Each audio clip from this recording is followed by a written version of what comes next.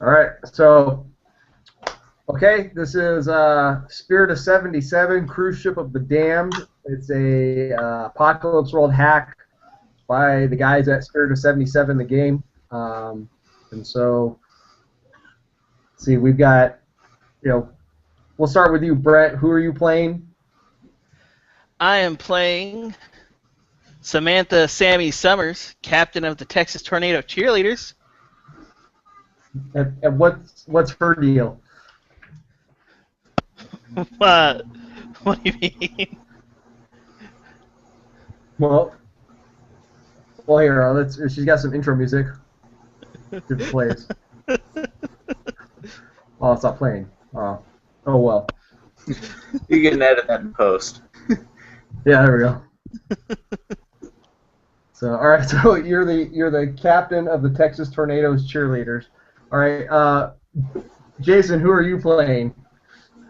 I'm playing Gemini, the glam rocker. All right. And then, and you, Kevin, you are. My name is Kevin, and I am playing Colonel Roscoe W. Colgrove. He is the founder of Colonel Roscoe's Chicken Hut. And he is a war veteran looking for love. Nice. All right. That's perfect for you, man. That's perfect.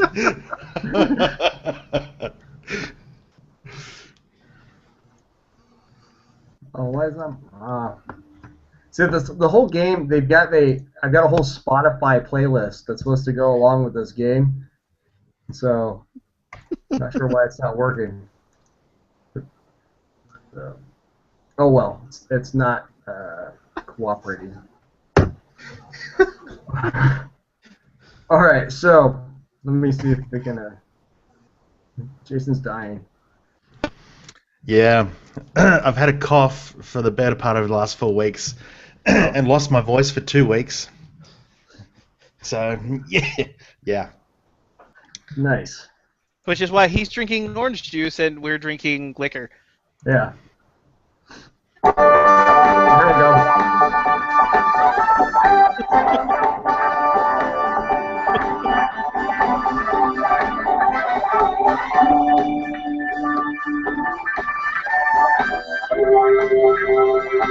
It's a cruise ship of the damned.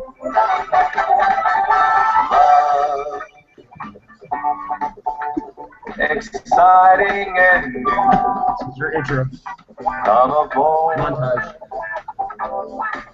We're expecting you and love. Life's sweetest reward. Let it flow. It floats back to you. Love boat. Alright, we'll go back. Alright, so Oh man. so I'm your DJ, Matt. So the GM goes by the term DJ. So that's my job. All right, so it's a brisk Friday night as you guys sail out of. I don't know, what port are you guys sailing out of, Kevin? We are sailing out of New Jersey, of all places. Oh, all right. Nothing fancy. So the water stinks. It's you can see as the coastline recedes behind you, you can see it's kind of glowing from the toxic waste.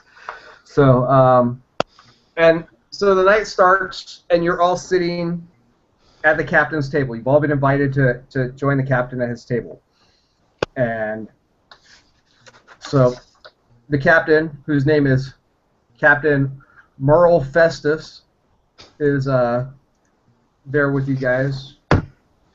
I just put a picture of him up in the chat. So, Captain Merle Festus looks over at you, Sammy, and he's not a big sports fan. And he wants to know what sport do the Tampa Bay Tornadoes play?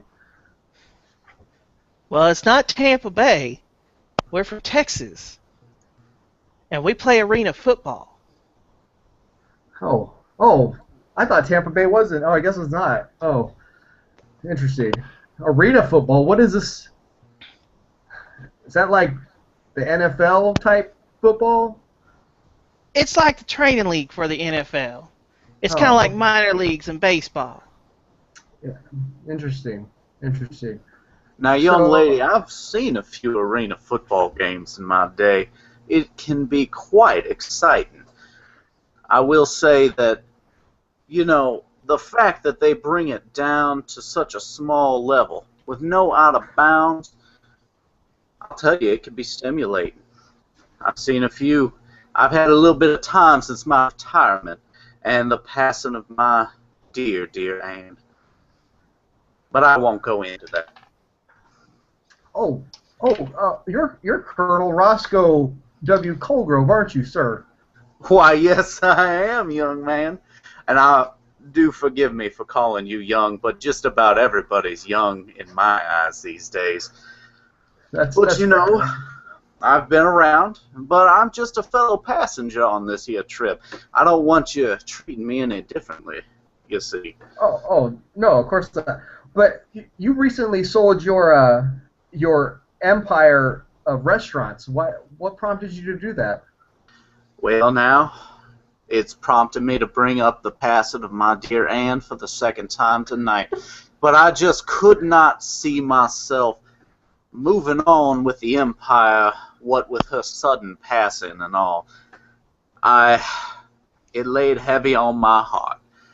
So I sold it to one of them big old conglomerates. I do sort of regret it, but there just was no one else who I felt could fill my shoes except for someone of their size. So, well, listen to me. I'm waxing and a-waning through the night. Let's speak to some of the other members of the captain's quarters. I hate to talk shop, Oh, I understand. Oh, and you, Sir or Miss Gemini, It doesn't where matter. It doesn't yes. matter. Yeah. Don't try to define me. All right? Don't hold me down to your labels. It won't work. My apologies. You're performing at once we get to Sagebrush Island, correct? I'm not waiting for the island, sunshine. I'm always performing. Oh, okay, yeah, excellent. I was just curious where you were planning on performing after this trip and after we went to Sagebrush Island. Do you have a tour plan?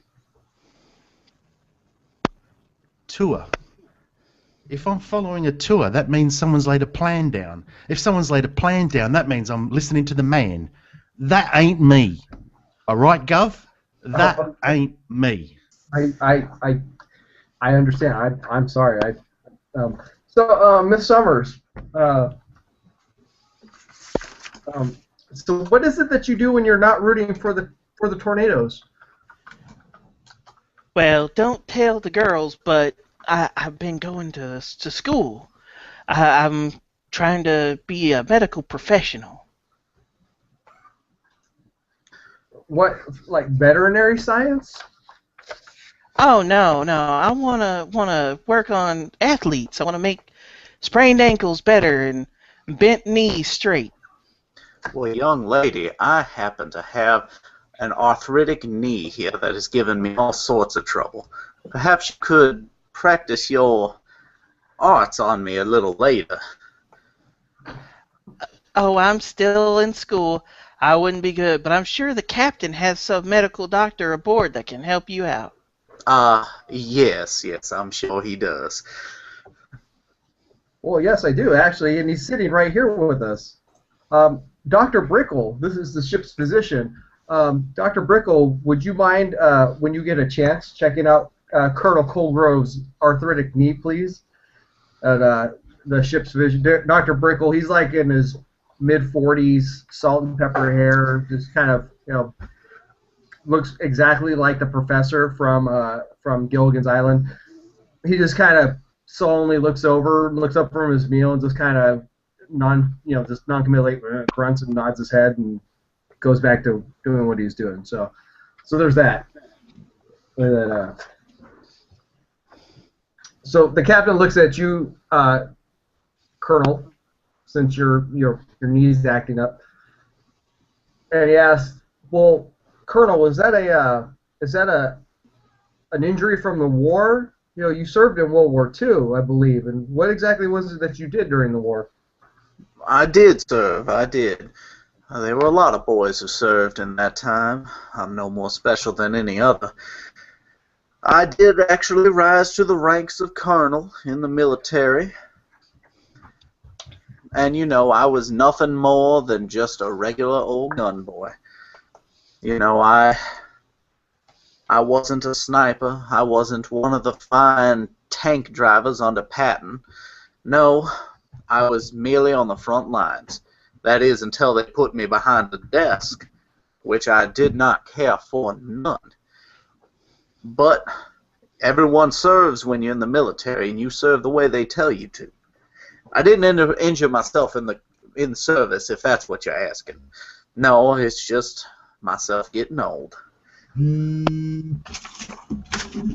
Oh, so the cruise ship, you know, the whistle blows, as you just heard, and so now the ship has kind of made it out towards, you know, real open water. It's pulled away from the coastline, and the chitter chatter continues, and the captain asks, you know, he leans over to Gemini and says, "My apologies if I offended you earlier.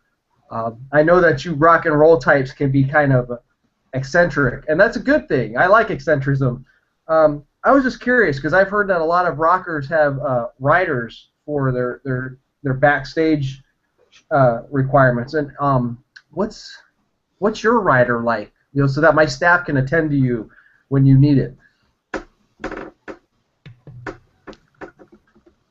Well, look, my stuff's really simple, you see. If you give me water, you've got to make sure it's been whisked first, all right? You've got to put a good whisking in there. If you ain't whisked it, then don't give it to me. I don't want that dirty water, all right? That's just bad karma, son. That's just bad karma. Okay. And not only that, okay. if you look at the green bean bags, not right. They're not right. I want stripes. If you don't give me stripes, you don't care about my comfort. You want my soul to be crushed by the gravity of the earth. That's what you want if you don't give me stripes. Okay, striped bean bags, okay, we'll get on that. And whisked water. Is there anything else that you require? No, sunshine. What, you think I'm crazy? No, I'm not. I don't think that at all. So, but we'll make sure that's taken care of. Absolutely. So you guys are sitting at the table. You know, the cruise is getting underway. There's a couple other people at the table who have just kind of been not really engaged in the conversation because the captain is fixated on you guys. Gemini, you recognize the pop star Rosalind Gennari, former of the duo Tino and Roz, and she's there, and she's got her like silver lame sparkly dress on and like super big high heels and her big hair, and she's just kind of enjoying it. But you notice that she's by herself and she's not with her pop partner Tino. And then also there's a noted race car driver. He's a Formula One driver. He's Savio La Jolla, and you figure he's you know, you guys are going to Sagebrush Island, and the inaugural Sagebrush 500 is going to be going underway as soon as you guys get there. So, and then also is the Turtle Dove Singers, who've been completely quiet. You know, they're the star attraction to perform on the Casablanca Lounge several times during the cruise. So they're a family group that they sing, and it's like a mom and a dad and their kids, and they're the Turtle Dove Singers. So, you know, go figure. So everything's going fine. Things are going along just peachy. And then so I have a question for you guys. What did each of you do when the captain started vomiting blood all over the table? Sammy's definitely going to stand up and back away for a second. Oh, Lord, oh. And she's going to yell at the doctor, help him, help him. All right, the doctor hops up, and he's like, you look of bewilderment on his face as the captain is just vomiting blood all over the table, and he's just like, and he's starting to like kind of freak out, but he's running around, and he's calling for help and everything like that. What's the colonel doing when this is going on? The colonel definitely steps up and he checks to make sure that no blood's gotten on his pure white linen suit. And he steps back. I do declare, someone must ensure that the captain is feeling well. Doctor, you must attend to him right now. I'm doing all I can, damn it. He's vomiting blood everywhere. I have to get him to the infirmary. Gemini, what are you doing while this is occurring? Yeah, Gemini sort of spins out of the chair and makes sure it didn't get any blood on his shoes. And you know what? I had a gig like this. It kind of ended this way. People were vomiting blood everywhere. Yeah, it wasn't the best gig I'd done. I had a similar experience myself there, Gemini, although it had to deal with a certain outbreak of a virus in my chicken restaurants. It was not well. Of course, that was many years ago. They've since been handled a bit better. You know, we were just going big at the time. But vomiting blood is not good for sales for a while. So everybody's kind of freaked out at this point. The Turtle Dove Singers, they've got up and promptly exited, as have Sergio, or Sabio, and Rosalind. But the captain is escorted away by Dr. Brickle and a couple of the other crew members. And shortly after, wait staff comes in and completely cleans up everything. And followed in their wake, as you guys are, like, it's like super quick. You guys are pretty much still just standing around the table like, all, okay, that was insane. So the another young man comes up, and he's wearing an officer's uniform. And he introduces himself. He says, "Hello, I'm First Officer Meacham. The captain has been taken to the infirmary for medical attention, and we would like to apologize and for your inconvenience and for this unfortunate incident. We'd like to compensate each of you. So this is what we're gonna give you is you each get $200 in chips to use at the Monaco Casino. We'll provide you front row seats to the Turtle Dove Singers performance later this evening in the Casablanca Lounge. At any time, you'll get VIP treatment at the Havana Discotheque, including pink champagne bottle service and private seating. And we're going to immediately upgrade your accommodations to the exclusive Sundeck suites up on the top." So, Meacham, I'm going to stop you right there. You know, my fellow companions here and I assure you have probably already received such accommodations as is. Please don't worry on our account. Now, if you could find a server, I think they ran off. I was really hoping to get another drink. Could that be helped absolutely, out? sir. Absolutely. What can I get you? I will get it myself for you. Why, son, a Kentucky bourbon. Is there Absolutely. another drink? Wild turkey it is. Straight up. I think something of a slightly higher call might be appropriate, Sir, if you don't mind. Sir, this is the finest Kentucky bourbon available in 1977. I don't know what else I could provide you, but Well, I suppose some I'll of the see boys what we back have, home sir. who brew may not sell as far as New Jersey. So I will That take may be. what you have, and I will thank you for it. I believe Wild Turkey is the best Kentucky bourbon in Trenton. So that's where we restock the ship. So I will to make it better for you, because it's not quite to your standards. We're going to go ahead and comp you as much wild turkey as you require during this voyage. Well, thank you there.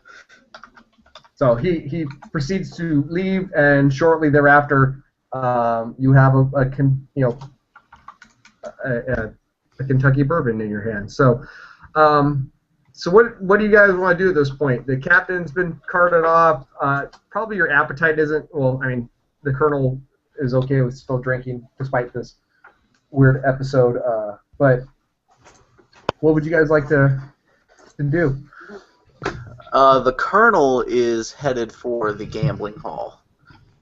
Okay. He's very interested in using his $200 in free chips and whatever extra money he has on hand.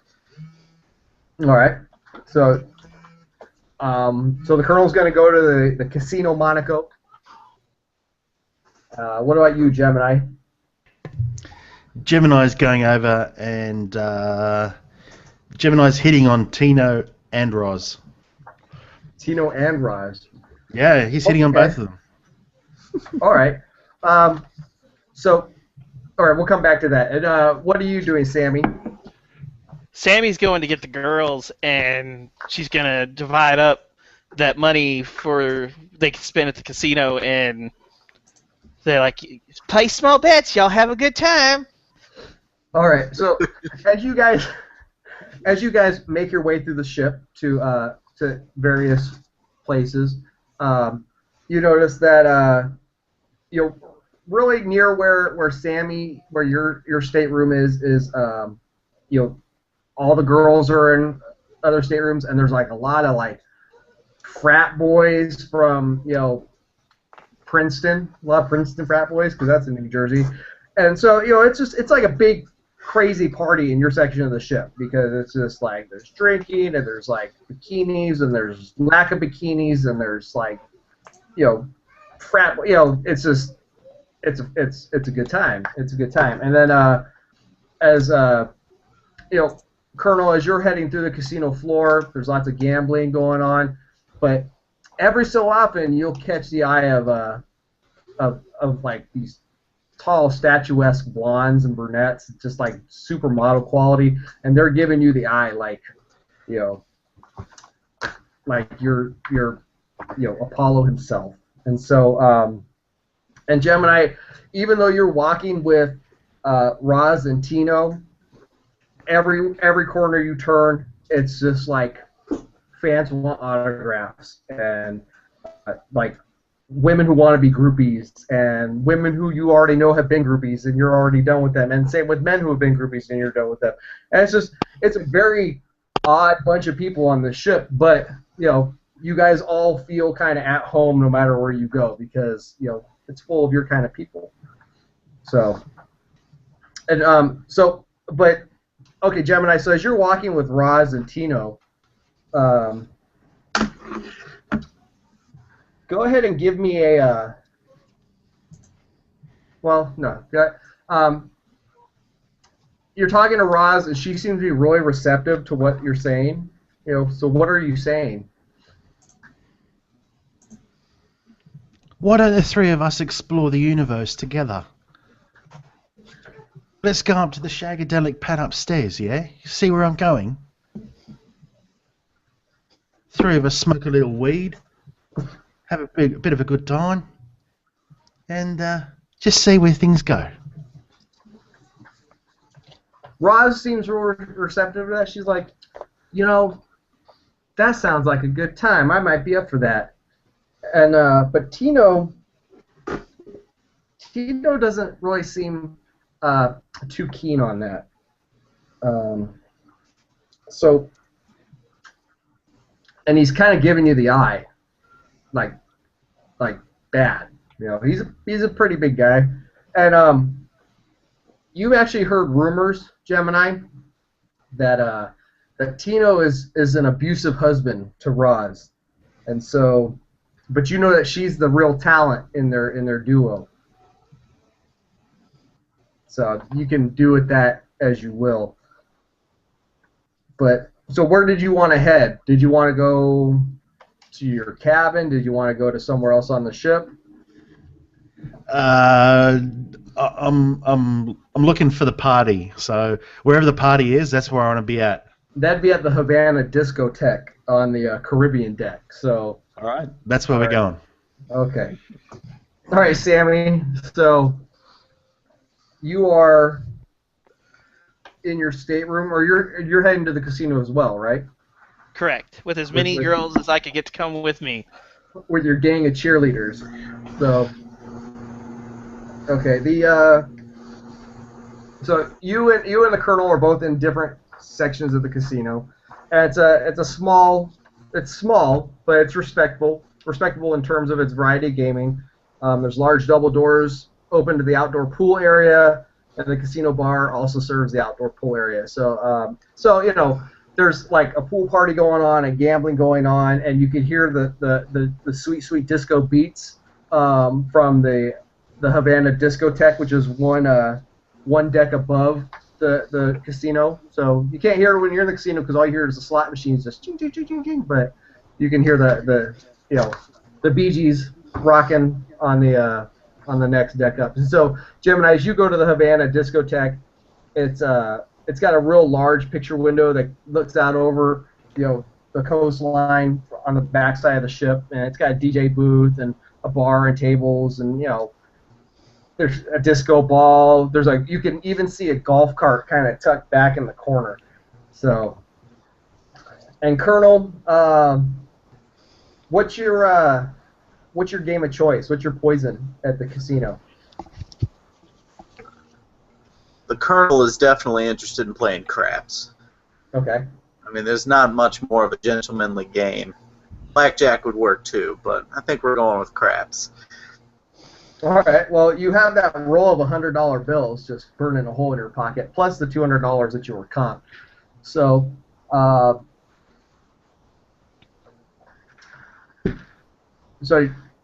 The Colonel's going to walk up to the craps table.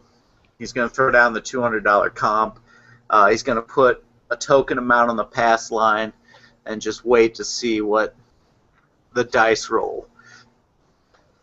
And in the meantime, he's going to be kind of glancing around him, making small talk with some of the folks around there, just being the Southern gentleman. Okay. Go ahead and give me a roll, because it's your roll comes up at the caps table. So go and roll me 2d6. Well, it's as soon as I walk up to the table, the dice are passed to me. I certainly hope some of the others waiting are not too put off by that. And I'll give it a good roll, though. It seems we are shooting for a 9. Okay, Everybody. 9's a good roll. All right. So now, you're pretty slick. You're pretty good. Are you trying to do anything else while you're at the craps table, or are you just straight I'm gambling? putting on the smooth. Anytime I'm talking to anybody who could potentially be either a lady interested in me or a gentleman interested in being friends with me, I'm putting on the smooth. So I suppose that I would add a +1 to my roll, even though my craps roll is a 9. My smooth roll would be a 10. Okay. So I'm just trying to so get general favor at the table. Okay, so actually the craps dealer is this very, very attractive redhead, and she's kind of giving you the eye. You kind of know she kind of broke the protocol when she passed you the dice anyway, which why not? Because you're the Colonel. So she's kind of looking at you and waiting for you to go ahead and roll the dice again. Has everybody made their bets? Because these dice are feeling hot in my hand. And I give her a wink as soon as I say that. Alright. This time I rolled a 6, naturally, a 7 with smooth. Okay. So at least I didn't roll 7 out immediately. So It's an easy 6. All right, Not so a hard you six. go ahead and so you got to pass the dice along. That's what your roll kind of resulted in. I'm not familiar enough with craps to really know how it works. I would have but- had to 7 out to pass my dice along. Okay.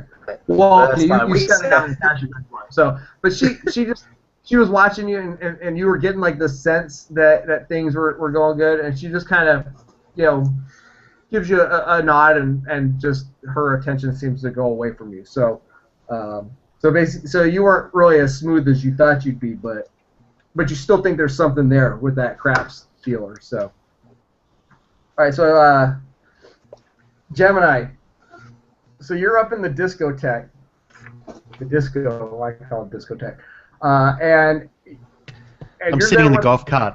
You're- I oh, made you a just- beeline to the golf cart and I sat straight down. All right, so you're in the golf cart, and Oh, yeah. Rosentino sit down at a booth, and you can see him from where you're at, and the conversation is getting. I drove the golf cart right over next to the booth.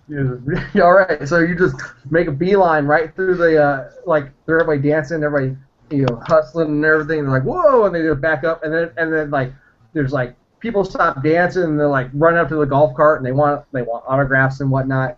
But as you're driving, are you paying attention? Who are you paying attention to? You paying attention to Roz and Tino, or are you paying attention to all the fans around you? I'm paying attention to the fans around me. Okay, so. And I'm drinking in their love for me, their appreciation of my artistic talent. Okay, so now they're like Gemini, and they want you to play your magic enchanted flute. They're just begging for it. The DJ stops and he gets on the mic and he's like, we got Gemini in the house and he's gonna. Oh, we want him to entertain us, and so like now everybody, all eyes are on you. They want you to perform because you're just the shit. So and so what are you gonna do? I can't disappoint the fans now, can I?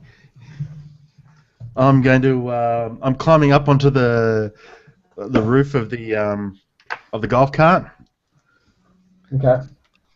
I whip out my magic flute. All right. And I start to play. Okay. So your flute, it speaks to you. So when you play it, depending on how well you play it, it'll give you insight into the universe. And so, go ahead and make a roll plus soul, and based on what you get, it'll give you a direct answer, possibly, to a question that you have. Okay. All right. Let's 9, 12. So. You're rolling a 12? Oh yeah, plus the soul. Yeah. Okay. All right. So you just like go into this like mind-blowing, crazy, rock and roll flute solo, and like all eyes are on you, and it's just ridiculous. And you just go in the zone, and you're just playing the flute, and then you can hear the flute talking to you, and it's speaking to you through the magic of the universe. And so what do you ask of the flute?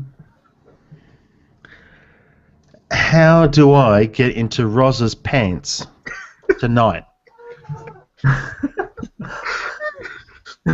And then follow that up with Tino. Okay. All right. So as you're playing and you're asking the flute, you're like, what's a flute's name? What do you call it?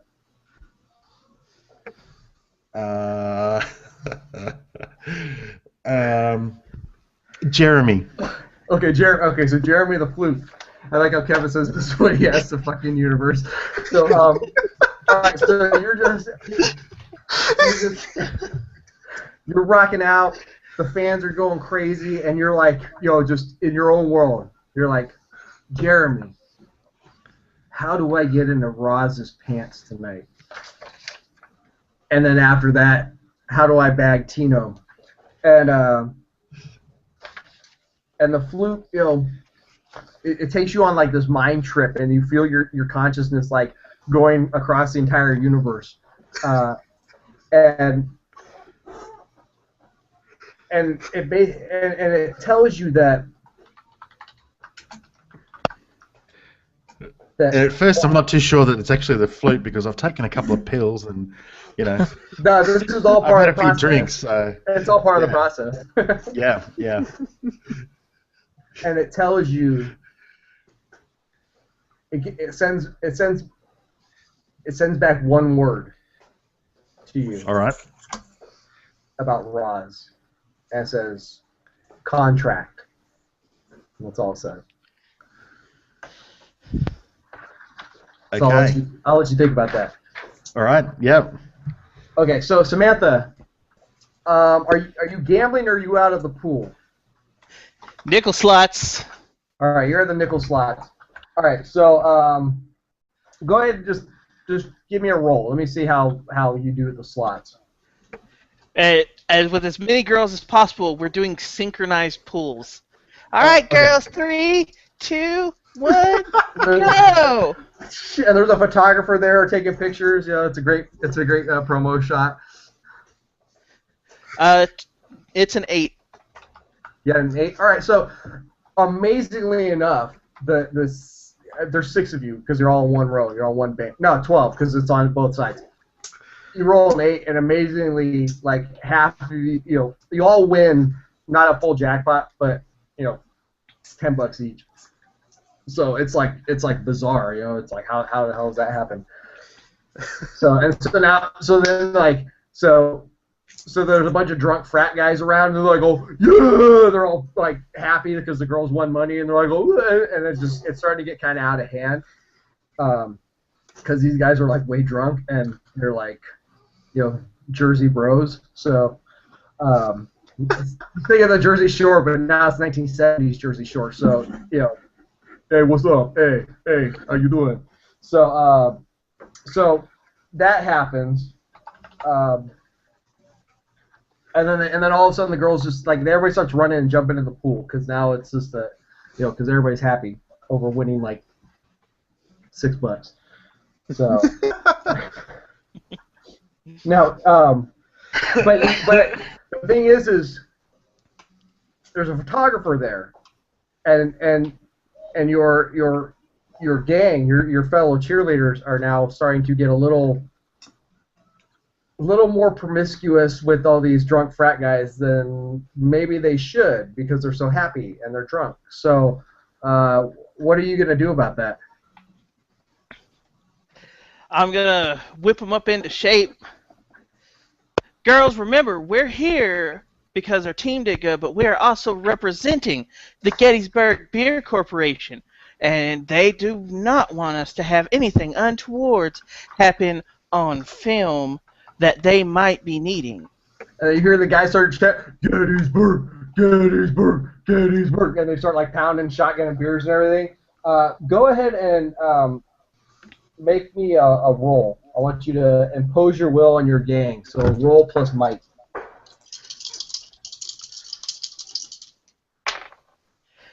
That's a 5. Oh, a 5. So you're like, now, we gotta be professional, and your co-captain, Ginger Hargrove, like just looks at you with this, this flippant look. You don't really like her because she's from California, and she's got like this. She's just you take this very seriously. This is your job, and even though you're cheerleaders, cheerleading is a sport, goddammit. And she's just like, we don't really like the way you talk to us, so we're just gonna go ahead and party, and you can just shut up, okay? So bye. And she just and a lot of the other girls start to follow her, and they basically just kind of flip you the bird and tell you to go fuck yourself. So that's not really a good thing. So Did we lose Kevin? There he is. Kevin's back. I'm back. So, all He's right. back. So, so I'll let you go ahead and think about what you're going to do with that, and we'll come back to you. So, all right.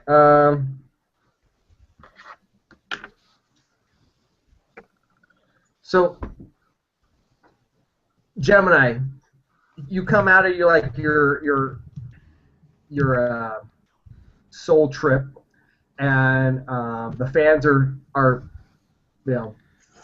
very pleased with your performance, and they so they kind of back off because they're like, oh, woo, they're happy. So, and once you kind of come back to the real world, you notice that Roz she's by herself at the table, and you don't know where Tino's at. Tino's gone, but Roz is sitting there, and she's like clapping, and she's just giving you the eye because she's impressed. You guys are musicians. She appreciates the skill and the hard work. So it doesn't matter where Tino is now. Tino is later. Roz is now. So what are you gonna do? I'm going to Gemini slides off the golf cart roof onto a couple of fans. So just they crowd surf you over to the table.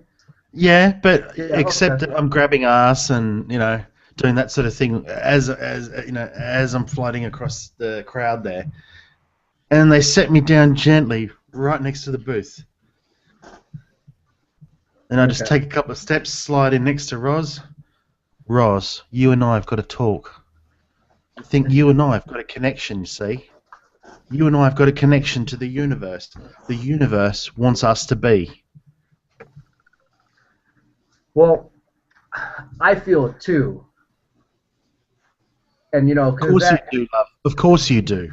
because that asshole Tino, I'm tired of his shit. I'm tired of him, smacking me around and throwing me downstairs and all that bullshit. I don't care how famous we are. I don't care how successful we are as a group.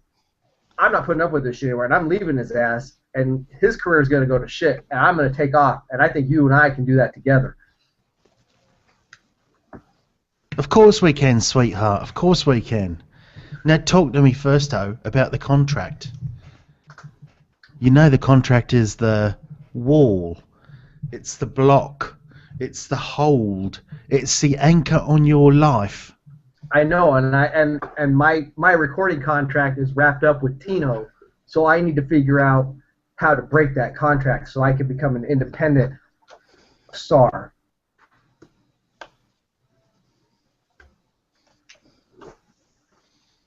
And so now you guys have engaged. You started getting this conversation about contract negotiation. It's you have this moment of lucidity. You're like, oh yes, I know this stuff. So you're really engaged, and you notice in the middle of the dance floor, everybody's dancing, and you notice that there's this one guy, and he's just got kind of this blank look on his face, and he's staring right at Roz. And he's slowly walking, just making a beeline through the crowd, right towards your guys' table.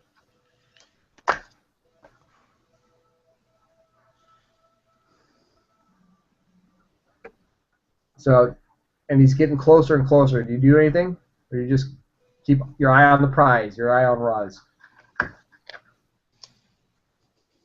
Does he look stoned? Does he... Probably. I mean, you've seen every single way somebody can be stoned and then some. And, this guy looks way out of it. He looks pretty dazed and confused. But, so did half the people at your concert and half the people in your entourage. So. Yeah, only if they do it properly, yeah. Yeah. So, does this guy stand out because of his focus, or does he actually look like the way he's dressed, does he blend with the crowd, or is it just he's... No, he looks like, he's got his butterfly collar shirt and his bell bottom, leisure suit pants on. He looks like, he's got a gold chain. He's the whole. He looks legit. He looks legit for the discotheque. It's cool. But he's getting closer and closer.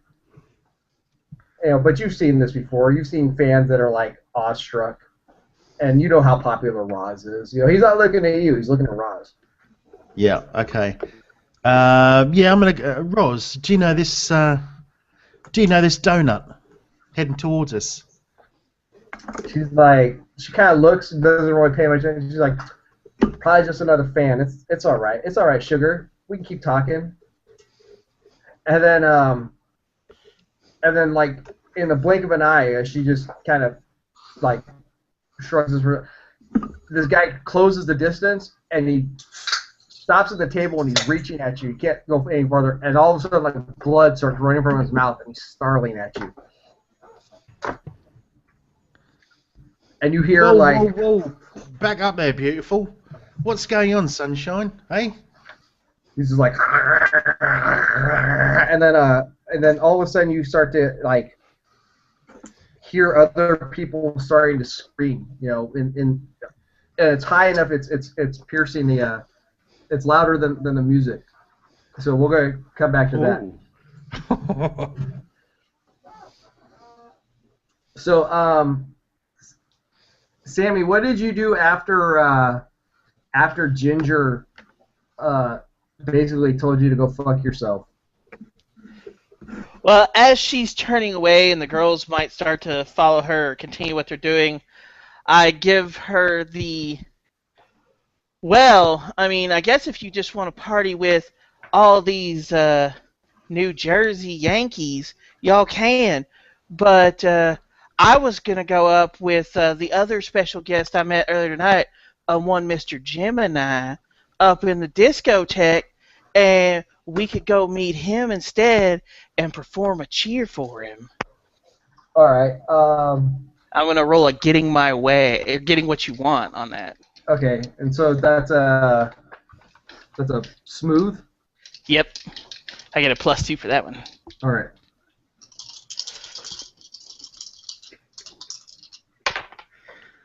That's a 9. A 9. Okay. So it's not enough to sway Ginger. She's just like, you guys have been at odds for a long time. Mostly because she's jealous that you're a D cup and she's only a B cup. So she, you're not. It's not enough to turn her, but a lot of the girls kind of freeze and they think, oh, Gemini, oh, and so it's enough to get most of them. You know, about 2 or 3 other ones. You know, Ginger's little clique stick with her, but the rest like all, oh yeah, Sammy, we'll go with you. And so they kind of leave the frat boys and they want to head with you to the discotheque. So so you guys are gonna head to the discotheque, and you go out of the casino, and you're walking through, and Colonel, you notice this like swarm of bikini-clad cheerleaders just go by your table. You know, and they're just like, you know, they're all 19, 20, and, you know, perfect. So what are you going to do about that? All right, so the Colonel's going to check. Well, he won't check to see how much he won. He doesn't really care. He'll look around the table. I do apologize, my friends, but I'm going to have to leave at this moment. Seems that there's some pressing situation that I need to attend to. I must see other parts of the ship, you see. I need to take it all in. And he'll like scoop up his chips and pocket them, and he'll kind of head towards the group of ladies, adjust his cap, get his walking stick, and he'll start moving that direction. He'll notice Sammy, but he knew that she didn't really give him much of the time of day earlier, so he'll kind of sidle up to the nearest brunette that he sees, since those are really his type, much more similar to Beth Ann. All right. So you just kind of roll right into the crowd, and then like 2 of the young impressionable cheerleaders like all, oh, you're Colonel Colgrove, I love your chicken, and they like just kind of latch onto you, and now you've got like one at each, you know, one on each hip, and you're just kind of walking, you know, just living the good life, you know, Beth Ann wouldn't really appreciate it, but you know, you're a man, and a man's got to do what a man's got to do. So Beth Ann would understand. Beth Yeah. Ann has moved on to a better place, my friend. Whereas old Colonel Colgrove is still, unfortunately, upon this sinful earth, and he must take care of his more sinful needs. all right, so you all pile into this elevator. You're all in the elevator, and so you go up a floor from the casino to the disco, the Havana disco. An elevator goes up, and as the door opens, it opens into like this like scene of mass hysteria. And there's like people streaming out of the disco, and they're screaming and they're yelling, and somebody points at you, Colonel, and says, "It must have been his new rotisserie recipe. That's why everybody's going crazy." And they start to, and this guy starts to come at you, and you know, and he's like, "It's your fault. It's your fault." And he's running at you. What are you gonna do? I'm going to stand strong, plant my old hickory stick. I'll say, "Young man, what is the problem here?" All right. So that sounds like,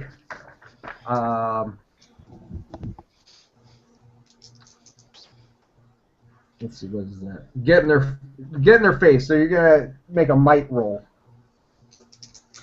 Okay.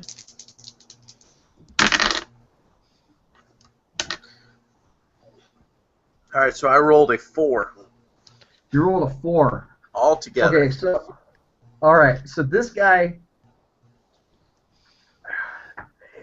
No, he's not buying it. He's just, you know, he's dead set on the fact that you're the cause of whatever the hell's going on. Apparently, he's not a big fan of the Cluck Bucket and Colonel Roscoe's Chicken Hut. So as he gets close to you, and you kind of step out from the crowd of cheerleaders, and you're like, you know, "Young man, settle your shit," or whatever it is that you say. You notice a knife flash in his hand, and he cuts you. Not deep, but bad enough to hurt. So you actually take 2 harm.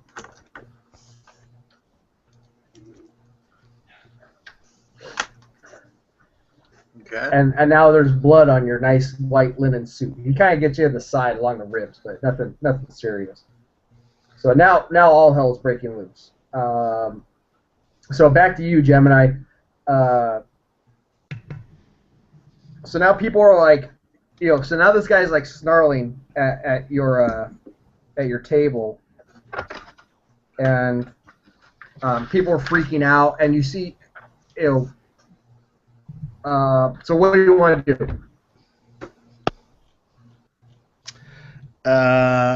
Okay, so first things first, this guy's being very uncool.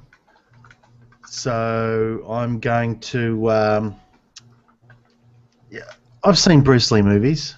Okay. So I'm going to leap back onto the, like on the bench, on the booth, leap back onto it, and then deliver a kick just as I'm leaping backwards with my 10-inch heels. Okay, that sounds like you're going to deliver a beatdown. Deliver a beatdown. All right, so give me a might roll. Okay.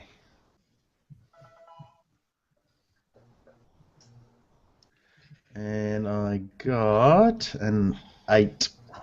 An 8. Okay. So you kick this guy like right in the mouth, and teeth and blood go flying, but it doesn't really seem to do anything to him. He just keeps like snarling and reaching for you.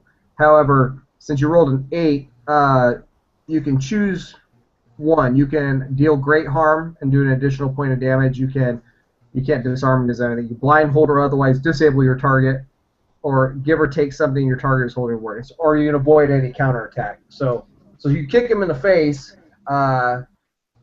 What else do you want to do on that list? I mean, the intent was really to sort of get him away from me, so I'll Disable your target? yeah, I said disable, yeah. Okay, so you kick him in the face, teeth and blood go flying, and it's forceful enough that it like pushes him back, staggers back, and he falls on his back. But you can see he's starting to scramble and starting to get up. And Roz is like freaking out at this point. And you hear like a commotion, like another commotion over by the elevators. You hear like all sorts of like high pitched screaming all of a sudden. So what do you want to do? Okay, I grab Roz by the hand. Roz, darling, I think it's time we shoot through, don't you think? And then I'm heading over to the golf cart. Okay. So you run over and you head to the golf cart. Okay. Sammy, what are you doing? You just watched the colonel get shivved by some crazy guy, blaming him about yelling something about the secret recipe is for commies or something like that. Well, you mess with the colonel, you get beat down by some cheerleaders. Okay. Girls, So you get him! Southern hospitality. And they're gonna surround him and beat him down. all right. So you get your gang of cheerleaders are going to attack this guy. All right. Go ahead and give me a deliver a beat down. As long as you hit, things should be all right. Things should be all right for you guys and bad for him. That is a 9. Okay, so yeah, so the cheerleaders all like, they start like somebody like smacks the knife out of his hand. They're like clawing at his face, pulling his hair. There's like kicks to the shin. There's kicks to the balls. He's like trying to fend them off. A couple bikini tops go flying, and a couple of the two girls that were with the colonel, they kind of hold him and they pull him back, and they're like, they pull off their bikini tops and they're trying to staunch the wound to help him out. So the Texas Tornado cheerleaders beat the shit out of this guy, and he goes down in like a heap, and he's out cold. And then in all this commotion with everybody's, you see like this. The people on the dance floor are spreading out, and you see this golf cart, as fast as golf carts go, just kind of cruising along. And there's Gemini and Roz are in this golf cart, and Roz looks pretty freaked out, but Gemini looks like, in the zone still. So there's See, girls, I told you he was here. And I've they're got a foot up over "Oh." I've got a foot up over the sort of like the dashboard thing. So I got the wheel like this, and I got one leg over, just sort of kicking it back. All right. So now you guys are all kind of in the same area, and there's people freaking out, and there's people running all over the place, and you can see on the far side of the disco, from out on the patio, the doors burst open, and there's a bunch of these like crazy looking people just starting to they got like these rabid looks on their face, and you see them, there's some people that are like straggling, and they're grabbing people, and then they start dragging them towards like the emergency exits and everything, but not to help them. The people are fighting to get away, and they're just like they're dragging them and dragging them. So what do you guys want to do? Well, Sammy's gonna direct her girls to go behind the bar real quick. Girls, it looks like we've got a bar fight on our hands. You know what to do. You should grab a beer bottle and break it off on the bar and start going at people. Are the people that are grabbing the other people? Yeah. Okay. So that's what. So you're rallying your gang to use whatever that's at their disposal as weapons to. You're gonna try to save these people or help these people that are being dragged. Yep. Okay. Colonel, what are you going to do? The Colonel is going to stare directly into the brunette on his right side. Ma'am, I don't know you from Eve, but if you could do me a kindly favor, and he holds up his room key, if you will find yourself to head to this room and retrieve, there will be a satchel lying up atop the bed. Inside is my 2 revolvers by the names of Beth and Ann. If you could kindly bring those to me, I would be much obliged. I seem to have taken a bit of damage, and I do not think that I could be retrieving them myself. She looks at you and she nods, like, yes, absolutely. And she looks at the other brunette with her. Let's go, Becky, and they both run off. It's nice because you watch them run off and they're topless and they're only wearing bikini bottoms, and you hope they'll come back because then you'll get to watch them run back towards you. So, I must. They are raising them right in the South. They're no different from when I was a boy.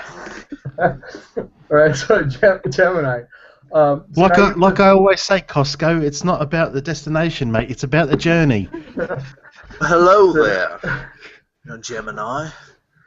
So now you watch these two topless cheerleaders run off with Colgrove's room key, and you see the other cheerleaders rallying behind their captain, their head cheerleader, and they're all breaking like beer bottles and champagne bottles and whatever, and Roz is sitting there just like she's looking all paranoid, but it doesn't seem like she's really concerned about like all the crazies running around. She's looking for something else. So, Gemini, it seems that you and your friend have a bit of a mobile assistance at the moment. Would you mind terribly if I retire on the back seat of such vehicle? I seem to have taken a bit of pain. Hop on up, sunshine. Can't have an old geezer like you running around, can we? Well, you are just the kindliest sort. And you, young lady, you seem to be out of sorts. I understand that things are a slight panicky at the moment, but it seems that our friend Sammy has things well underhand with her ladies. Let's distance ourselves from this combat. All right, Matt. What are our exits from here? Okay, you guys are basically there's 2 long hallways like on either port and starboard of the ship. There's various exits like stairways. There's a couple elevators. You guys are on the Caribbean deck, so that's the 3rd deck down from the promenade. And then there's 3 decks below you before you get down to the storage holds and things like that. So here, I'll go ahead and there's a map. So you guys are absolutely. You guys are right here. So yep. Okay. On the longer deck, so back right where my index finger is. You guys are right inside, right there. So the columns are actually no, I guess this would be the elevators here. So the elevator shafts. So you're a little deeper in. So as things have kind of gone batshit, you've kind of consolidated yourself a little farther away from the open deck. So yeah. So there's any way. Various ways that you could go. As far as you could go with the golf cart is dependent on the size of the elevator that you can fit it in. But yep. But you're fairly close to staterooms and access to staterooms and things like that. So. Okay.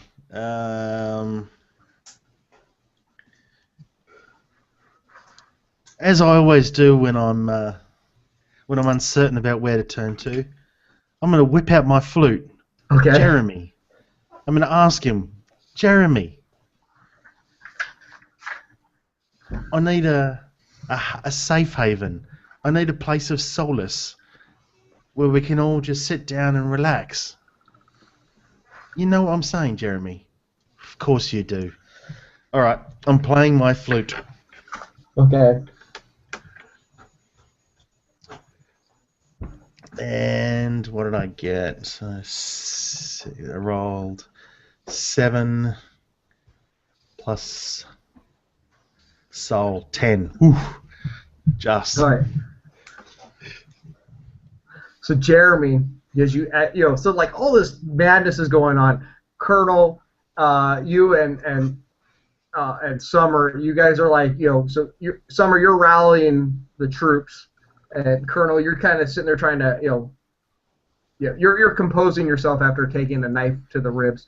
For whatever reason, you're thinking, all right, we're gonna get driving, and then Gemini busts out the flute and just plays something, and you're thinking like, what the fuck is this guy doing? But then it comes to you, Gemini. Jeremy says, we have to go down. And that's all Jeremy says to you. Jeremy's kind of a dick that way. Not really. It's kind of vague, but... Jeremy tells me what I need to know. The universe doesn't give you everything for free. Gemini No, doesn't want direction anyway. Direction sounds too much like a plan, and a plan, mate, you can't hold me down. So you can interpret it as we have to go down as a direction, we have to go down as a sexual act, we have to get down as in boogie, however you want to interpret that, that's up to you. Okay, Summer. So the Texas Tornado cheerleading squad, despite being armed with all manner of classy Southern bar fighting weapons, they're not faring so well against these crazies that have appeared on the disco floor, and actually a couple of them are now in the hands of some of these crazy people, and they're being dragged as well. So they've subdued a couple of the others, but now it's kind of an even split for every kind of one that they're able to, one or two they're able to subdue. One of them gets a little messed up, and the ones that have kind of backed off, they're not looking so hot. Some of them are even starting to vomit up blood. So what are you gonna do? The ones that aren't actively being drug away, Sammy's gonna kind of bring them together, and she's gonna see about making a plan of action. She's gonna grab a bar napkin and a pen, and wants to see if they can execute a plan to snag a few of their cheerleader compatriots together. Are you sharing this plan with Gemini and the Colonel? We'll be close enough. We'll be at the bar close to the golf cart. Okay. All right. Here's what we're going to... Okay. What's the plan? Let me know what the plan is. We're going to try to grab our friends by the legs, several of us at a time, and just pull them away, and have two other girls come from the side and cut up at the person at the shoulders and stuff. Okay, so like a classic, pincher technique, Yeah. All right. So how's the golf cart going to play into this? Distraction. Okay. All right. So you shout all this. Hey, this is what we're going to do. All right. Go ahead and make your roll for me.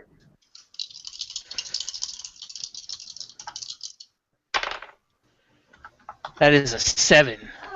7. All right. Okay. All right. So you get on a 7, you get a hold 1. So basically, that gives you a +1 to give to somebody else when they're executing the plan. So Gemini and Colonel, you guys, you heard that this is the plan. So what are you going to do to help make the plan work? Well, the Colonel is a mite bushwhacked from his injury, so he doesn't have a lot of nerve to help out at the moment. So he will lend his expertise vocally, at best. Okay.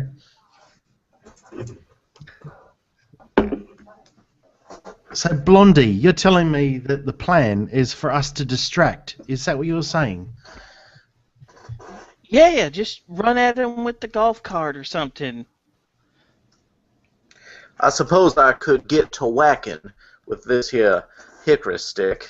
I suppose that would distract some. That's what grandpas do. They spank people with old hickory switches. Now, young lady, I have to tell you that I have birthed no kin. I am not a grandfather yet, though there is still time. All right, so Tracy and Amy are screaming their heads off because they're being dragged by their wrists and they're kicking and flailing and they're being hauled off. So okay, so Gemini, you're gonna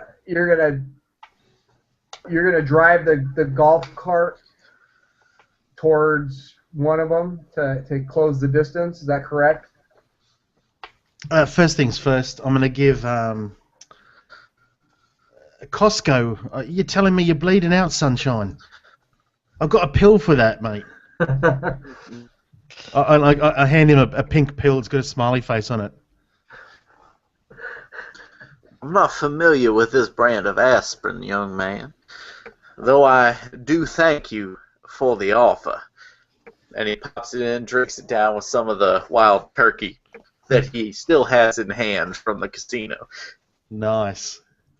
All right, we'll figure out what that does later. Yeah. Yes, I am driving. Okay. Now that he's done that, he's driving. Actually, Gemini takes one of those as well, and then drives straight at the dude. Okay. Both Gemini and the Colonel, go ahead and give yourself a temporary +1 to hustle. Because what you just dropped is some it's some uppers. You just pop some uppers.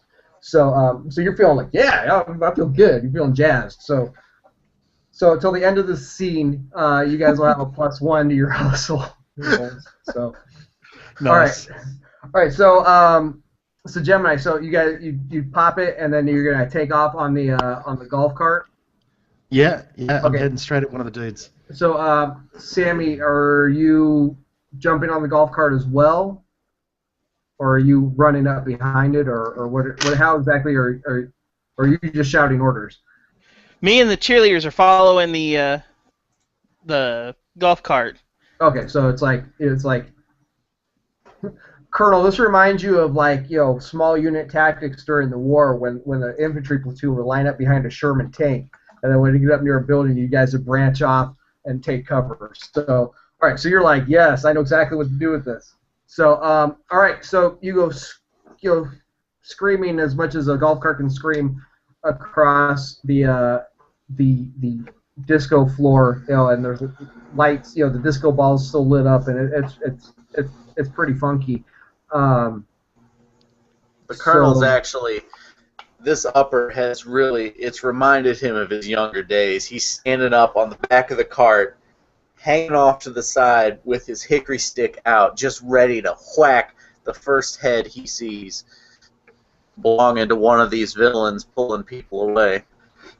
All right. So, yeah, so you come driving up, and and Gemini, you skid the golf cart to a stop, and there's a head right there presented for you, Colonel. What are you gonna do? I'm swinging, just swinging the hickory stick.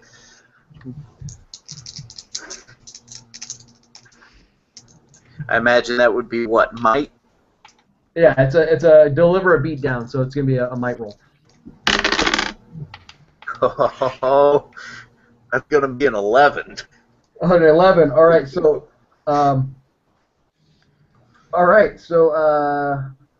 yeah, you swing that hickory stick so damn hard.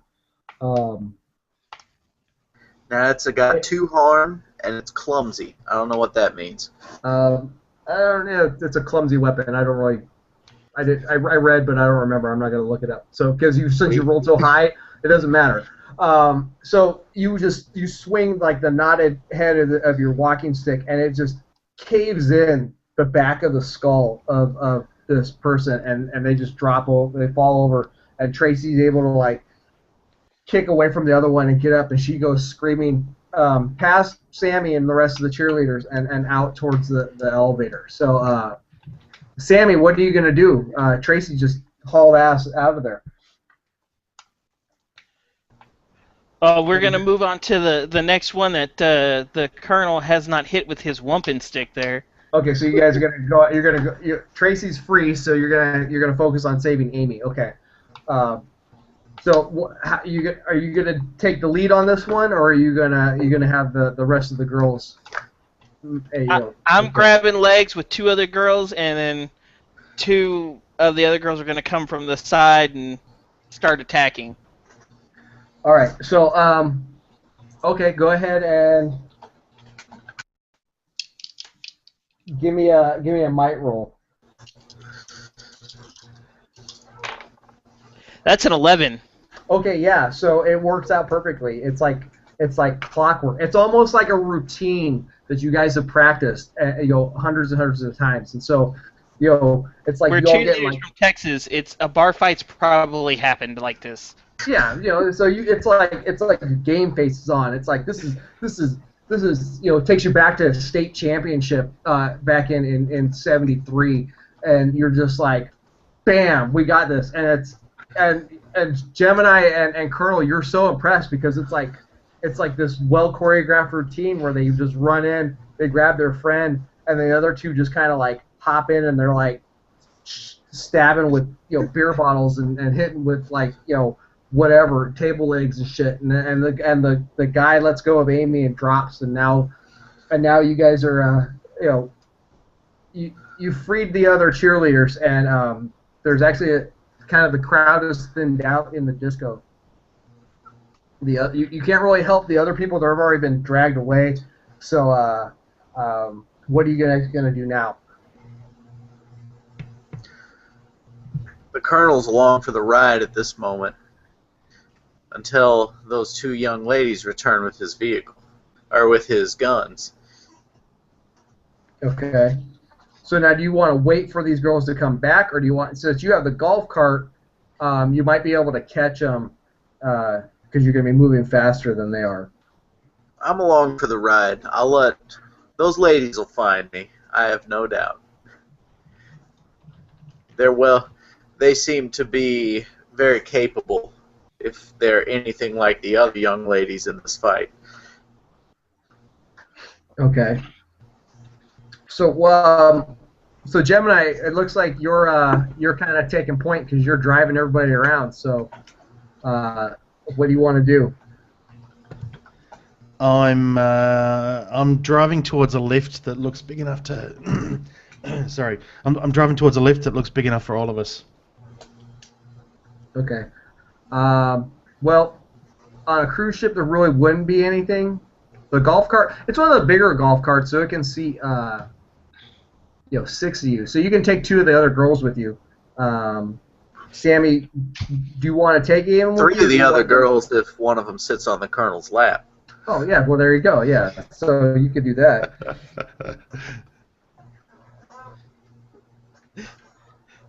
Sammy will make sure that the girl that was being dragged away gets stuck on there, and then any other ones that are injured and not vomiting blood profusely get sat down. Okay. Because she's got a goon squad that's about to go with Shankin. Okay, well, we'll say this since the Texas Tornado cheerleaders are in real good shape, because they're young and they're in the peak of their performing, and things like that. So the ones that can't fit on the cart will kind of just hustle along behind it. So now it's like, so it literally is like now an infantry column behind a tank. So, so Gemini, where are you heading? Where are you guys going? We've got to get down, folks. We've got to go down. The universe has spoken.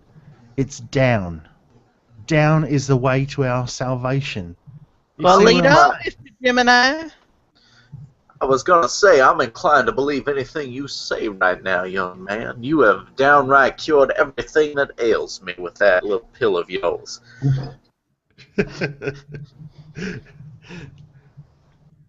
I'm What's the, I'm the going universe. down? I'm the universe's dream minstrel, sunshine. That's why I'm bringing you on this great journey with me. Johnny is let's go down a while. All right. So if the lifts aren't big enough, Oh, You know what? you said lift. See, you're Australian. I didn't catch that. Yeah, elevators. You can all fit in the elevators. Sorry. I was thinking a lift, like get a lift, pick up, get a lift on a truck. So. Yeah. Sorry. Elevator. Yeah, we're American up here. Come on. Yeah. American. American. All right. So okay. Yeah. You guys can head to the nearest elevator, and the same one that the Colonel and Sammy came up on. You guys, that's the closest one. So you can all pile into it. But where so you got 3 more decks below you, and then the lower portion of the ship. So where exactly are you trying to go? Now, okay, what you guys can do is there is the option to scope out a scene. So when you can make a roll plus brains, and then you could ask me 3 questions on the list, and I have to answer truthfully. Each one of us, or No, just one of you can. okay, I got a brains +1. What do you guys got? 0. -1. So that would be me. Let's do a brains +1 and let's think of some questions here.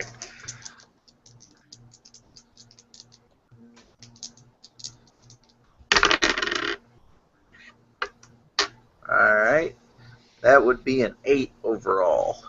Okay, you can ask me 1 question, and 1! I'll answer truthfully. 1 question. Okay. He's so high he can ask the universe too.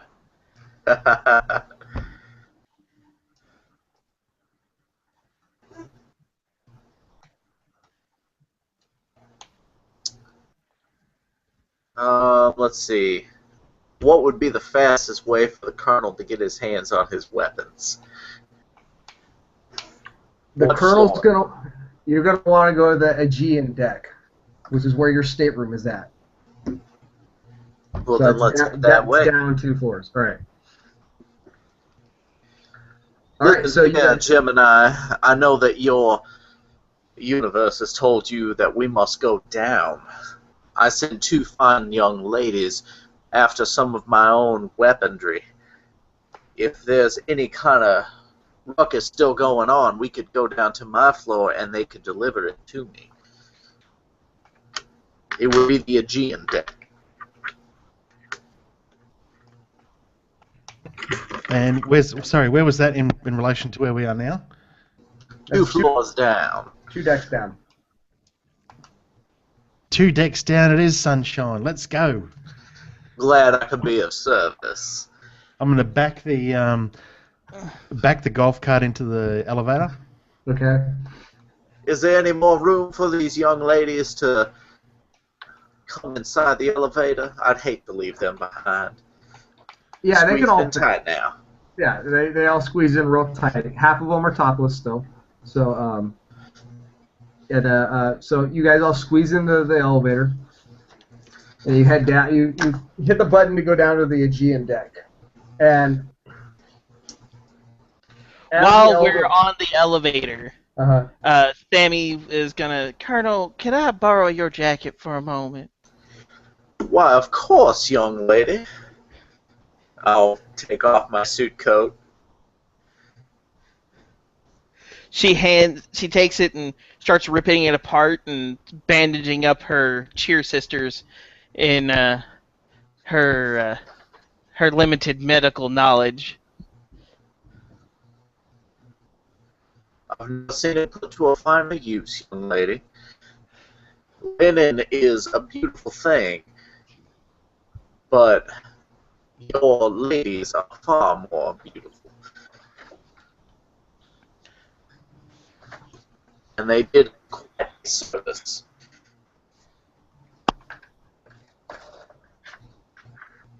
All right.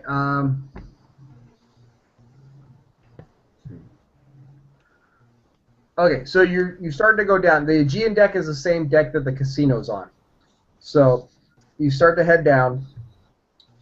You know, so the elevator's going down, and it passes the Casablanca or the Mediterranean deck, which has the Casablanca Lounge on it, and then all of a sudden there's this shudder. The whole ship shakes, and the lights like flicker, and then they come back on, but not like the emergency lights come on and everything, and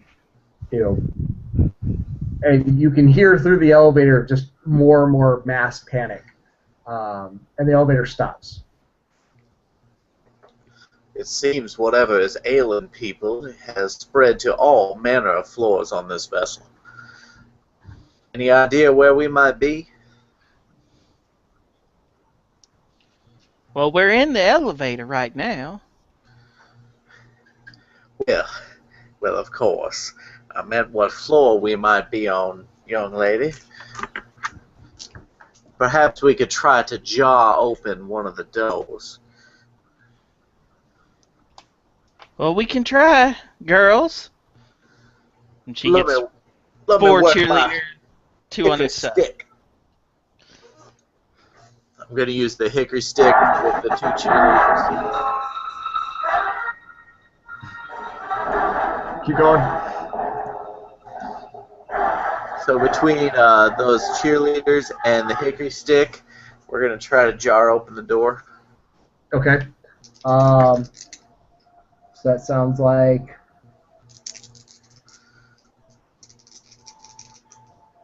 Give me a might roll. 7, 8. Okay, so you wedge it open, and you're between the floors.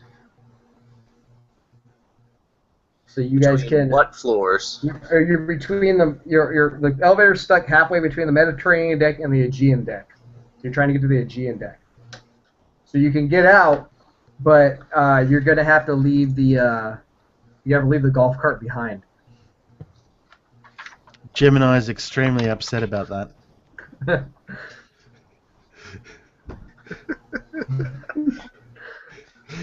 but accepts that the universe has spoken. So he slides his arm around Roz. Roz, my darling, I think it's time to bucket. Know what I'm saying? She's like, no, I don't, but I'll go with you. That's fine. If We y'all need to get won't outta be here. minding, I will take the first slip through of this here area. Not only am I of the elderly generation, and were I to be lost, it would not be quite as much of a loss to this world, but I am also trained in combat from my time in the World War II. We're second. Let me make sure that the coast is clear. The colonel's going to slip first. That's Okay. the short version of that. Okay, so, all right, Colonel, you get down, you slide out, and you end up in the down onto the Aegean deck, and Old Hickory's at the ready. yeah, so that the corridor is really dimly lit. It's like emergency lights, like every so often. So it's very like it's got like an eerie incandescent sort of like yellowish tinge. And It's a shame that I was not moved up to the VIP area sooner. Yeah. So, and you can see to your left, farther down is where the casino doors are, and it's eerily quiet for where considering that's where the casino is. Um, but you can hear, it's quiet, but you can hear like the echoes of sounds through the ship, like faint, muffled kind of screams and things like that. But it's, you know what I'm saying? It's kind of just, it's too quiet, even though you can hear these background noises way off in the distance. And as you look down to the right, back towards where the cabins are, you can see furniture, or not furniture, luggage is kind of strewn through, at all intervals through the hallway, and some cabin doors are ajar, and there's something every so often kind of smeared or splattered on the floor or wall, and that's what you see. It seems the coast is clear. If anyone else would like to come down, perhaps we could jar this elevator the rest of the way. I'm going to keep a lookout while other folks are slipping out of the elevator. Okay. Mr. Gemini, you go ahead and get out, and we'll keep it held open for you, and we'll come out last. Thank you, darling. Gemini is going to help Roz get down first. There's definitely a gentlemanly hand for Roz as she comes down.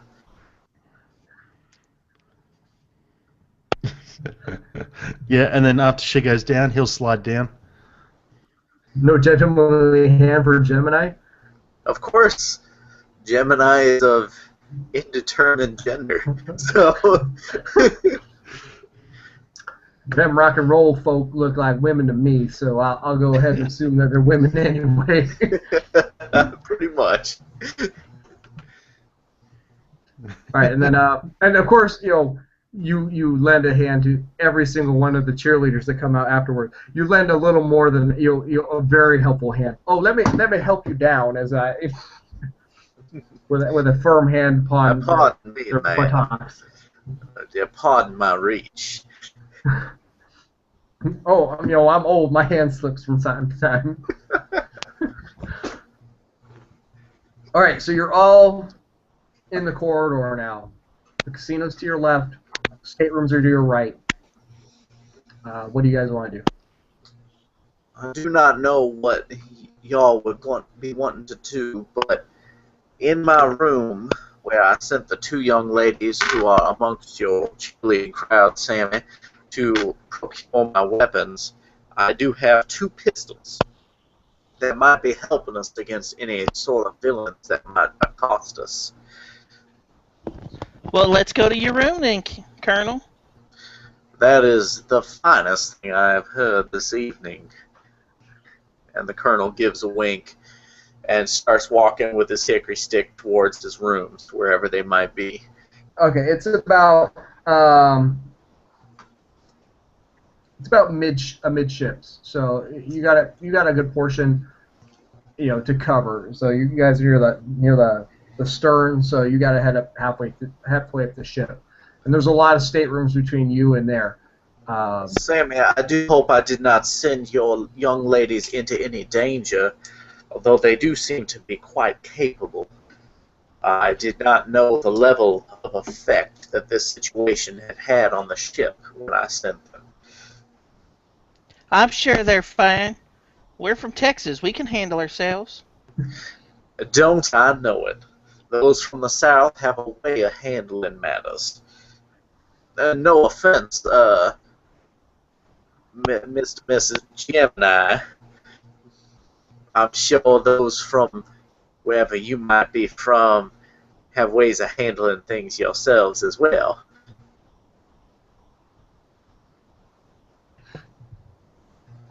Mate, you just keep going. You're doing all right for an old fossil. Well, I will take that compliment. All right, so all of your staterooms happen to be on this deck. Um, this is actually where most of the passengers reside. So, Gemini, your stateroom is near the bow of the ship because it's closest to the deck at the front, at the bow of the ship, where you will be set up to perform. So literally, you're all the way at the far end, but all your gear and everything and your whole setup is up there.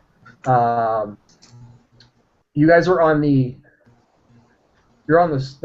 port side of the ship, so Sammy, all of your and the Texas Tornado cheerleaders cabins are on the starboard side of the ship. So you guys, it takes up a pretty big bank because you guys they're rooming two girls to a cabin throughout there, and you had your own. So you're all your places, everywhere you need to go for your own stuff is on this deck. It's just spread out. So do you guys want to go for the colonel's cabin first?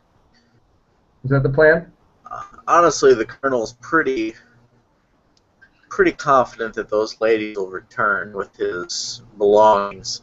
He's willing to go along with the trip to some of the other portions. He has faith in those young women. Okay. All right. So I guess you guys head down the corridor towards the colonel's cabin. So as you're heading down, you pass a stairwell, and the lights flickering in the stairwell as you're coming up on it, and you hear some rustling coming from there, and some banging. Dang it! All right.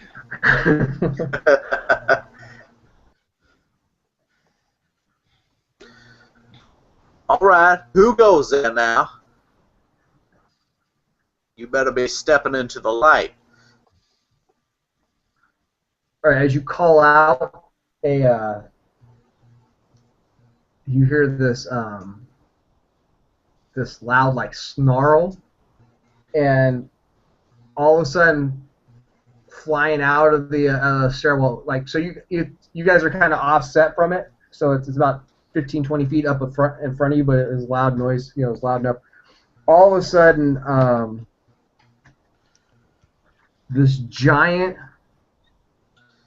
orangutan comes flying out, and it's that blood coming from its mouth and these glazed eyes, and it starts snarling at you and pounding its hands on the ground.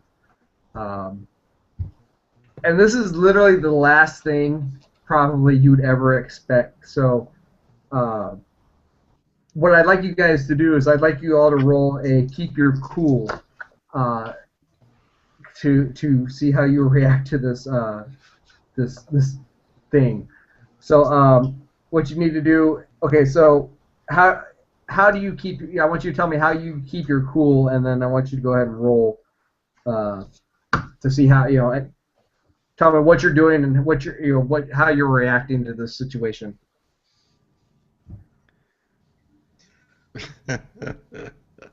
Colonel Paulgrove has seen many things in his life, especially during the war. Hitler threw the most abominable things at him and his men. Seeing this orangutan has frightened him, but it is nothing too out of the ordinary were he to be in the field of war, which he is slowly slipping back into the mindset of.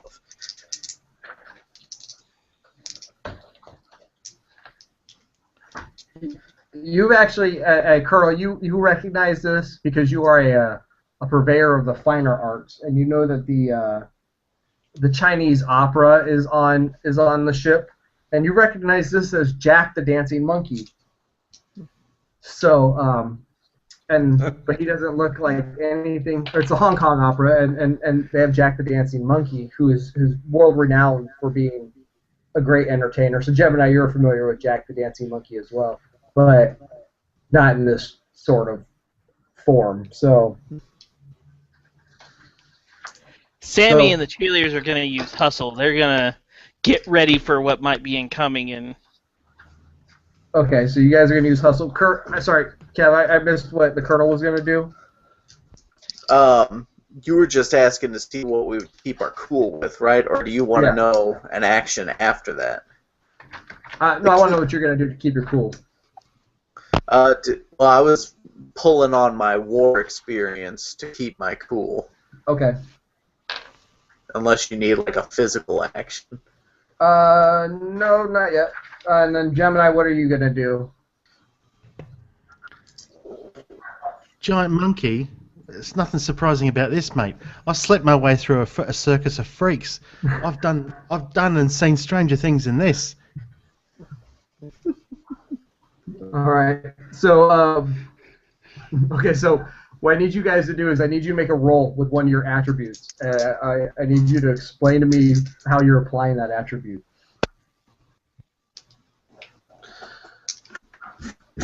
Okay.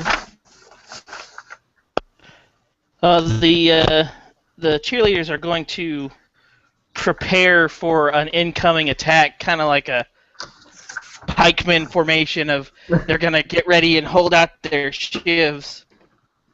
All right. So that'd be a hustle roll. Yep. So acting fast. All right. So the Go ahead and colonel. give me a roll. Oh, go ahead. That would be a 10.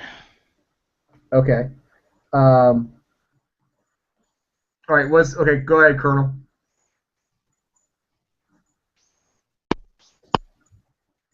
Did we lose Kev? He at least froze. I think we lost him. He's considering his next action. The colonel is of advanced age. It takes him a little while to get ready for action.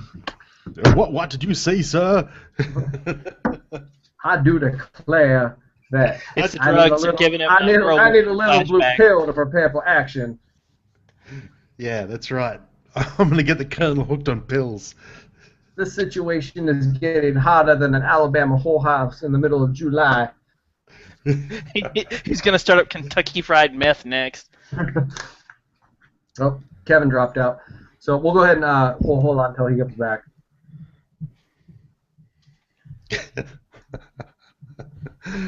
Oh, man. I call this meth Kentucky Blue. It'll keep you going. He should be able to join right back in. I shouldn't have to send him an invite, right? Yeah, No, he'd be right. he was able to join back in earlier.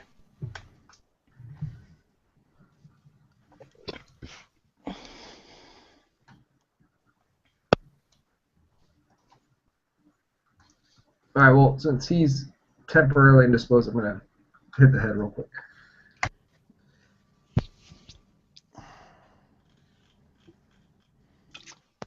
I'm surprised that he's being a pack of cheerleaders that the gear that was in the cabin didn't include a pack of cigarettes. Yeah. You and your cheerleading gang. Zombies, come out and play.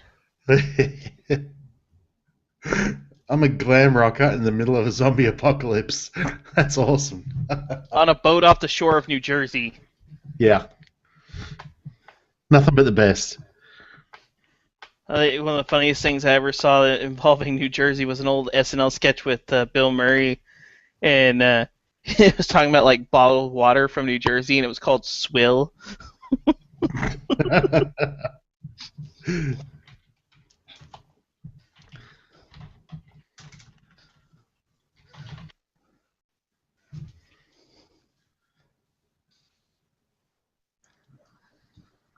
Well, Kev's not back yet, huh? No, It might not take yet. a minute. Yeah. I'm sure he'll get to us on his phone or something if it's gonna be much longer. He's probably got to go upstairs or something and reset the router. Reset the router, yeah. Did you try turning it off and on again? Yeah. I've been watching the IT Crowd on Netflix. That's a great series. That is hilarious. It's a good palate cleanser after I watched the entire series of Fringe, because I never watched that show. Because, man, yeah. that gets fucking whoo. Yeah, same. I want to binge watch it at some stage because I only watched I watched a few episodes of the first season, then I stopped watching it. But now that they've come out with a few, I might watch them. Yeah, I watched my wife and I watched the first half of the first season, and we really enjoyed it, but we just couldn't keep up for whatever reason. So same. we'll binge watch it also. Yeah, it's like the X-Files, but it actually takes the premise it's kind of shooting for, and actually takes it in that direction and gives you some answers, and then it takes it into the nth degree of like sci-fi pseudoscience plausibility. Nice. And then does it again, and then does it again.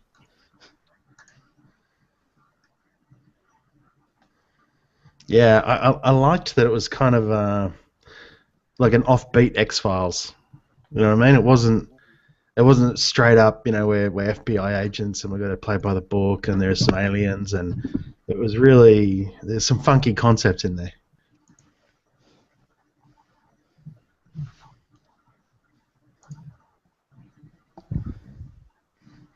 But yeah, it gets pretty. That last season, well, I think technically the fifth season was like only 13 episodes, so last half of the season, it gets pretty dark and deep and shit. And so like after that, I was like, I need some comedy. Yeah. And I had to work on the 4th of July, so I was pulling up all like the goofball stuff like G.I. Joe Retaliation and stuff to watch at work because nothing was really happening. Yeah. That, and I need a good, America, fuck yeah type movie. America. Go America, fuck yeah. Best song ever.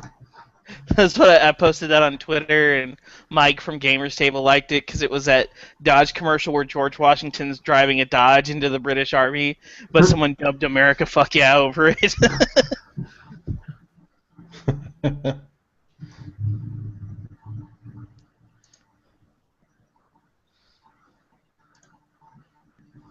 This is a really easy system to pick up. Yeah, it's pretty much like the only time I've got moves that I have to do, but it's based on when you guys fail, and the way it works is that as you fail, that's when you get experience. So that's how you would level up. So that's the mechanic for it. So you gain a certain number of experience points during an adventure, and then once you hit that, I think every 5 or 6, then you get like an extra. You can get another move or something like that you add to your list. Yeah. I can see what Chris was saying, that that you need the burden's really on the GM. Yeah. When I heard you wanted to do this, I figured it was like that system you were talking about with the guy you all interviewed the other week, the Spirit of the Century stuff. Oh, Atomic Robo. Atomic Robo, yeah. Yeah, that's just Fate. It's just a Fate game. So, have you guys played Fate before? No. I haven't played it. I got in on the Kickstarter, and I got all the goodies, but yeah. Fate, I could imagine it's a little harder to play because I've played Fate a few times. Because it's a lot of a lot of narrative control lies with the players, and then you tap aspects and you create advantages. So like something would happen, like the situations we had earlier, like let me think.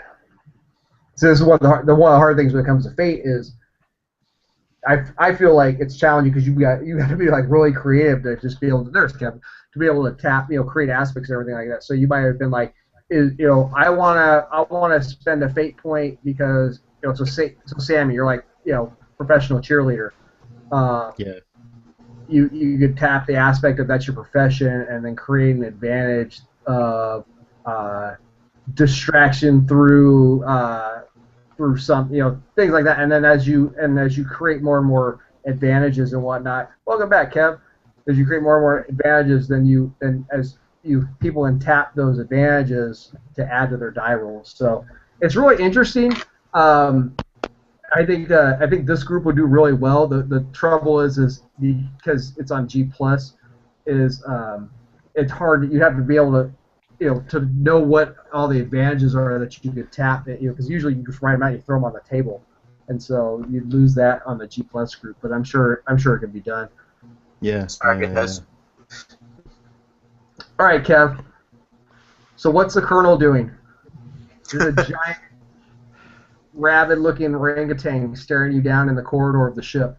Oh, by the way, the name of the ship is the SS Tangerine. So. Okay. I left that out at the very beginning. So you guys are on the SS Tangerine with a rabid orangutan staring you down. Well, the Colonel's seen rabid animals before. He knows the best way to deal with them is to put them down. However, the Colonel only has a hickory stick. So at the moment, the Colonel's just kind of standing there to see if this beast is going to do anything. All right, so how are you going to keep your cool? Oh, the keeping my cool was drawing upon my military experience, kind of seeing everything sort of situation. So is that with brains, some Soul. quick thinking? It's actually with soul. soul. Okay.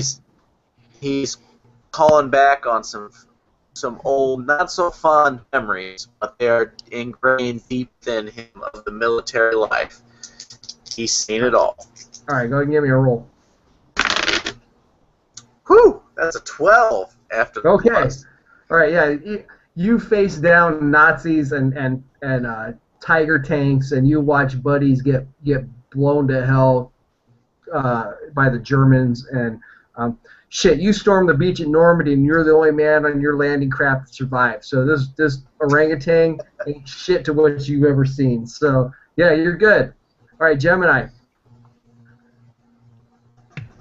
How are you dealing with this sudden, unexpected threat of the rabid orangutan? Yeah, for Gemini, it's not a threat. Jeremy's never been wrong before. He said, "Come down." I've come down here. Obviously, Jack is just following his. He's just following what he's just following the path that he's supposed to be taking. So I'm totally cool with that, and I'm going to let him do his thing. And, obviously we're just going to stay out of his way. So, all right, so using hustle? For me, it's all about it's all about the calm. It's just, it's all good, man. This is a part of the Zen moment. Okay, so you're making a soul roll. Yeah. Okay. This is what the universe wants. So. That's right. Okay. Let the rabbit orangutan do its thing.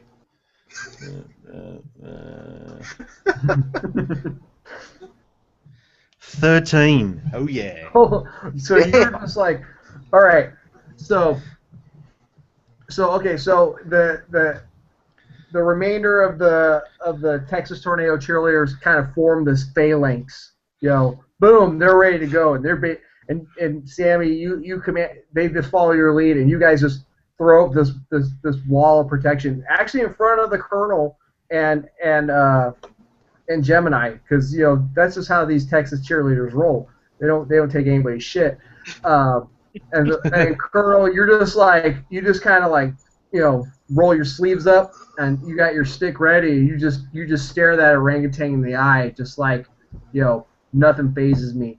And then all of a sudden, Gemini just walks through the wall of bodies and just walks up to the orangutan, and you reach out and you put your hand on the side of its head and you look at it and say, "Brother, this is our destiny.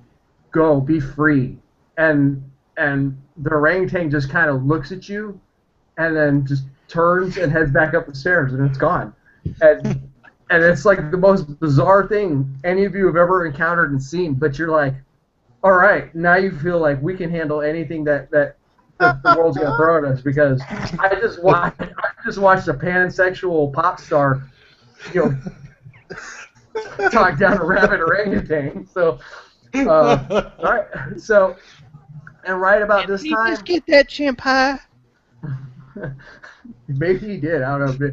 Maybe what nobody noticed is you popped like a bunch of Quaaludes in its mouth and sent it on its happy way. Whatever works, mate. Whatever works. Whatever works. So the corridor is free and clear, and up ahead, Colonel, you can see the room to your cabin. So.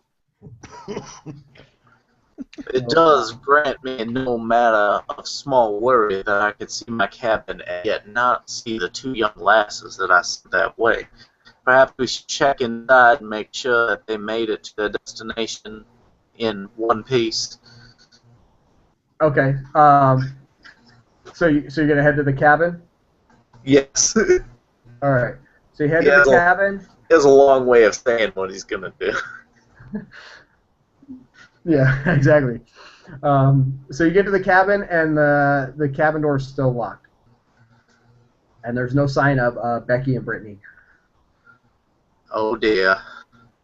I certainly hope that those two young ladies did not fall some sort of tragedy. Meanwhile, would someone be willing to help me shoulder this here door? My achy joints just don't have quite the strength they used to. I do have a pressing need to get inside. All right. So I'm going to try to shoulder the door, and if anyone would help me, that would be wonderful. All right. Is anybody going to help the Colonel?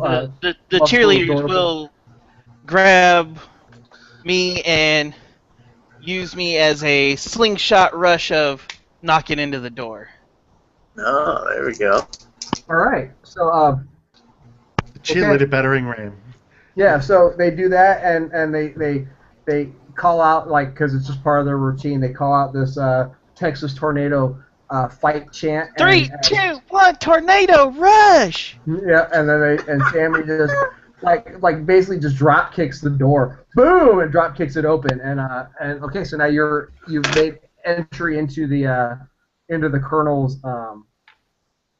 cabin, and in the cabin are actually Brittany and Becky, and they're still topless, and but they're cowering in fear, and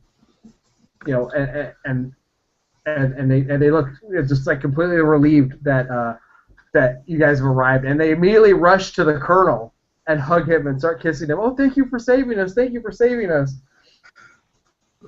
Ladies, please do not despair. Did you happen to see my satchel anywhere inside? And one of them holds it up. Yes, we have it right here. But this crazy wild monkey chased us, and we had to lock ourselves in here, and it almost broke down the door, and we just couldn't get out. That is unnervingly depressing to hear, young ladies, but I will let you know that our friend Gemini, he has taken care of that beastly orangutan. It took merely a word for Gemini to send that beast on its way. It will not trouble you again. Kev, give me a smooth roll. 11. 11. Okay. So they don't, so they start. They're like, even though you mentioned Gemini saving the day, they're so enamored with you that they just, or maybe they're enamored with your money. They just start, oh, and they're like kissing you on the cheeks and everything like that. So, if they failed that, they would like immediately glommed on to Gemini and left the old man hanging. Your names were Becky and Brittany, I do believe. Oh yes, I'm Becky and I'm Brittany. And so and you really can't tell either one of them apart because you're not really looking at their faces at this point. So, Is if you would please take these two firearms and keep them on your person, I would feel very, very relieved if you would help protect me with them, and in turn protect yourselves. I'm going to give each one of them one of my guns. right. Well, you only have two, so Yep. are they basically like your human holsters? Agreed. They're gonna do the shooting for me too. They're from Texas. They'll know how to use them. Yeah, that's true. Exactly. That's true. So And Alright, girls, basically- while you're here, grab a couple of the Colonel's button-up shirts. No need to be indecent while we make our way through here. and they're, oh yeah, okay, yeah, Sammy, okay, and then they yeah, I realized it when I said it, human holsters. So they and actually some of the other cheerleaders who were topless as well, they secure some of the Colonel's shirts to make themselves a little more decent. Now, Sammy, now Gemini, you know that you have a whole wardrobe in your cabin, and these girls have their own clothes as well, but they pretty much brought along bikinis and cheerleader outfits. So, all right, so you've secured the Colonel's pistols. Basically, my idea is that Brittany and Becky will be shooting for me, Okay. Yeah, leaving me free to hit with my hickory stick if need be. But now I can use my guns in a way. All right, we'll treat them kind of like as a mini gang for you. So. Well, now that we have those, let's head to my room. I've got a first aid kit just in case we get injured or run across any more that they need our assistance. That is a fine idea, young lady, because I am all out of linen overcoats. All right. Okay, Gemini, are you good with this plan? Yeah. My arm is still around Roz. Okay. Acting like we're just, we're going out for the night. That's about it. All right, For me, Roz- it's like, this whole crazy situation. It's all okay. It's this is what's meant to be, so it's fine. All right, Roz isn't saying much. I think she didn't react well to the wild rabid orangutan, so I think she's kind of going into shock at this point. So she's just kind of blindly following you along and not really saying much or doing much other than just trying to put one foot in front of the other. So. All right. All right. So you guys cut across through an access passage between either bank of the cabins. So you're able to go from the port side of the ship to the starboard side of the ship over where the Texas Tornado cheerleading cabins are at. So as you make your way into the into the corridor, it looks a lot like the other one. It's dimly lit. There's luggage strewn about. Only here you see a couple bodies laying in the hallway. So, what do you guys want to do? As the cheerleaders make their way through the hallway, we're gonna move stuff out of the way just to clear it up and make it a safer walking space. So, set up a suitcase here or there, or make sure it's out to the side so we can walk away. Look for anything useful in there too. Okay, so you want to search some of the cabins that are, or Not just the luggage? cabins, but just what's out in the hallway. We'll do that. Scope out the scene. Okay, go ahead and give me a roll plus brains.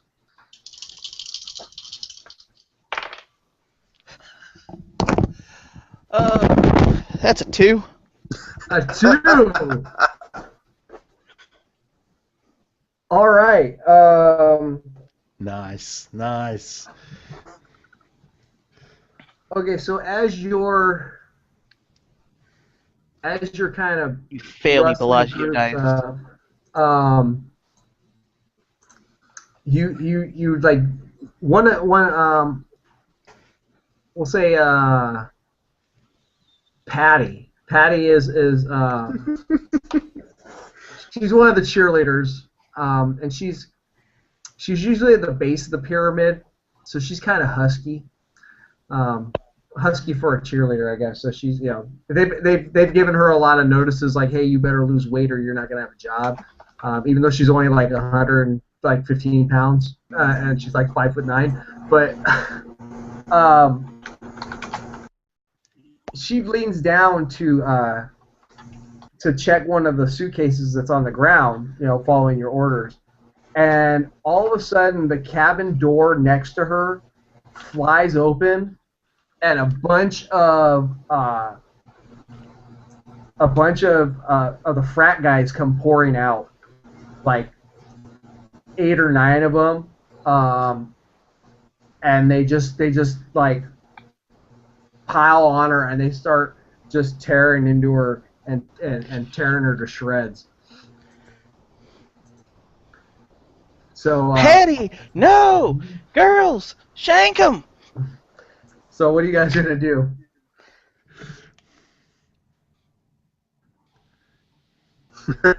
Shank them. All right. So you're gonna order the. So you're gonna order your Texas Tornado cheerleading gang to avenge Patty, correct? Yeah. Okay. So there's Okay, but go ahead and make a might roll for me.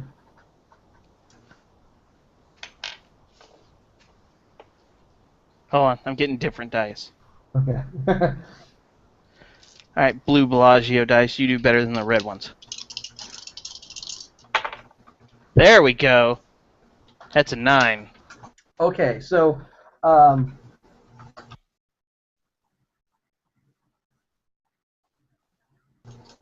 right, so they do what you want, and they wield their broken beer bottles and whatnot, and they lay into the frat boys that are all like zombified, and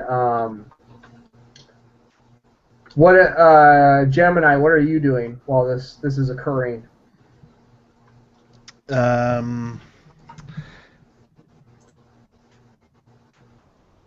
How far away is my cabin's at the far end, isn't it?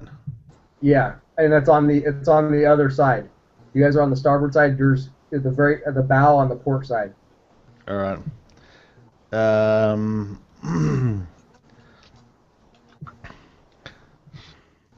All right. I give Roz a pill, and I take one myself. Okay. All right. Roll 2d6 for me. Roll once for Roz and once for you. Okay. Roz is 9. Okay. And I am 7. Yeah. All right.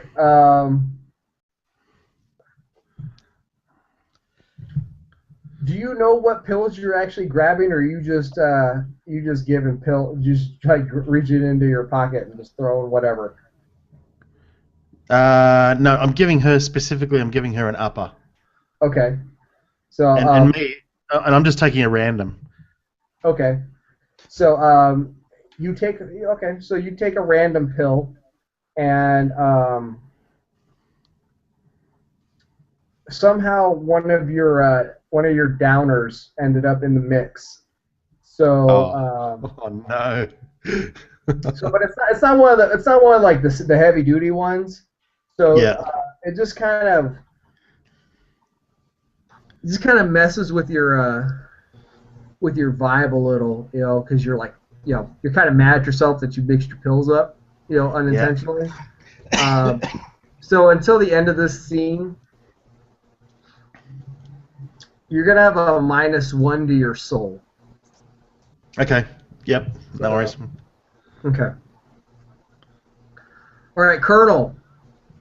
So the cheerleaders have waded into melee with the zombie frat boys, and Gemini's popping pills with Roz. What are you doing? You got Brittany and Becky at your side, wielding your 45s. Brittany, Becky, feel free to help your friends in any way that you may deem necessary. All right. So they may want to take some shots. Okay. Go ahead and that would be smoke his ass. As they go to take the shots from the colonels, Sammy will tell the girls, "Get down!" Okay. Alright. So, what is shooting? Of course, I guess it doesn't matter. I have Hustle. stats. It's hustle. Okay. Alright, so I get a +1 from hustle, and I get a +1 because I'm using a gun. Yes. So that's going to be a 10. All right. So, all right. So they both like take aim and they fire around and they drop two of the frat boys, but the cheerleaders are still outnumbered like 2-1 at this point. So and now the frat boys are starting to get an edge up on even though they've two of them been shot down. They're starting to overpower the Texas Tornado cheerleaders. So just because of the sheer numbers and the sheer size, I mean, they're frat boys and these are little cheerleaders, even though they're from Texas. But Who you calling little? So Sammy, what are you gonna do? Now that it seems like things aren't gonna go well much longer. Oh, we're gonna ignore the crowd. We're gonna working under pressure. Pressure's what we do. So we're going to use the luggage in the hallway to bake shields and push them back into the room and try to close the door. Okay. Let's see. So that's overcoming an obstacle. So make a hustle roll. We'll say that it's get out of the way. So you're trying to avoid any further damage or dodge a source of danger. So make a hustle roll. With basically a +3 for that, it's a 7. A 7. All right. So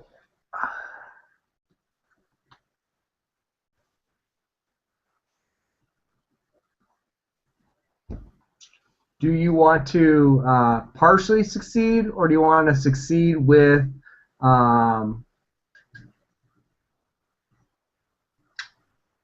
I forgot what the term is. You can either partially succeed, or you can succeed with a Complication. a complication. Yes, thank you. Let's go with partially succeed. You'll partially succeed. Okay. You're able to force the kind of they're able to start pushing back some of the frat boys. You get them like half of them crowd in the room, but Amanda and Cheryl are both hurt in the process, and Amanda's hurt pretty bad. So so there's that. So Gemini, what are you doing? All right. I'm going to. What am I going to do? I'm gonna rev everyone up. So as soon as it starts to look like the cheerleaders are starting to lose, I'm gonna whip out my magic flute and then do my black belt in crazy. Okay. Okay, so that means I've got to pick a tune to get the team revved up, and then while performing, everyone on the team gains the area trait for their melee attacks. Okay. So that basically means when you make a melee attack, you can affect all of the enemies in that area. Love I it. think. That's what I'm going with. That's what it's going That's to be. what we'll go with. Sounds good. I have AoE cheerleaders. Yeah. All right. So what tune are you playing, Jason? I'm playing. Give me a second. I'll find it.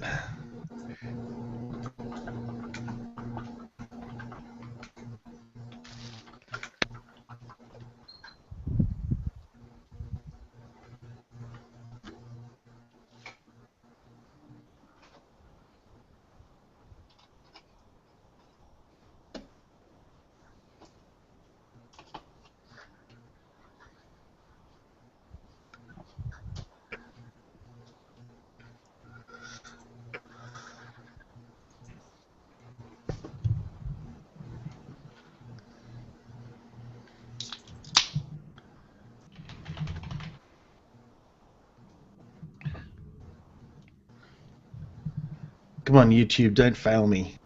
Oh,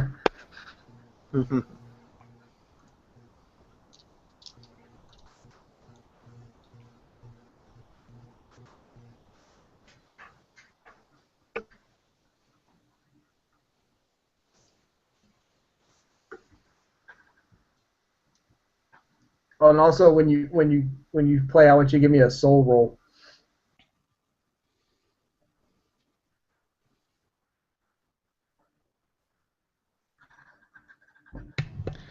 A soul roll as well. Okay, yep, no worries.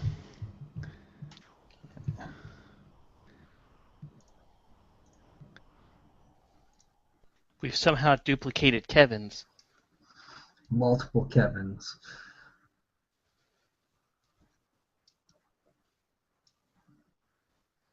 Poor Kevin's got my curse affecting him today.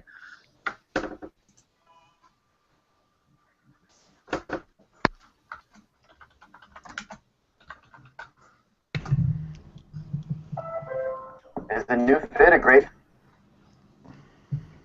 There it goes.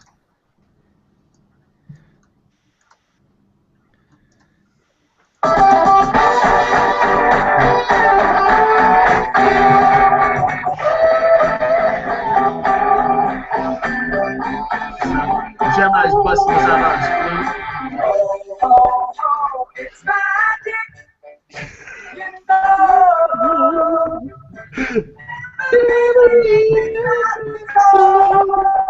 It's magic. Yeah. All right, go and make me a roll.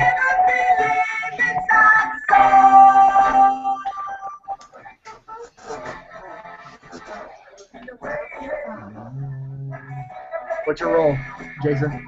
Rolled 9, and then you said plus soul? Yeah, it's a soul roll, so it'd be 9 plus Plus 2. 3, yeah, plus 2, yeah, You're so the minus 1. 11.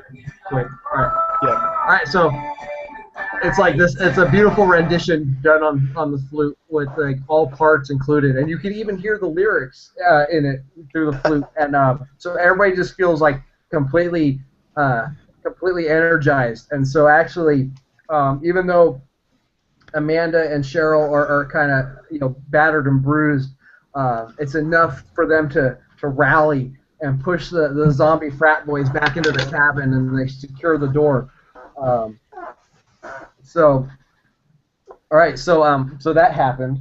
Do you want to still go to your cabin, Sammy? Yeah, especially since they're hurt, we definitely need the first aid kit. Okay. Kevin, can you hear us? Yes. Okay, so you're audio only at this point? Yeah, trying to reduce Okay. bandwidth. All right. That's what I've had to do in the past. I'm like, oh, let me drop it down to like 2 bars. So, all right, so you guys make it to Sammy's cabin, and so you make it in. There's no problem. Cheryl and Amanda are in pretty bad shape, and they'd actually. It's probably not in their best interest to continue forward. So So they're gonna stay in your cabin for to stay safe. So so your gang of cheerleaders is slowly getting smaller. So now and half of them are unaccounted for at this point. So your gang right now is at 8. There's eight of them now. Okay. So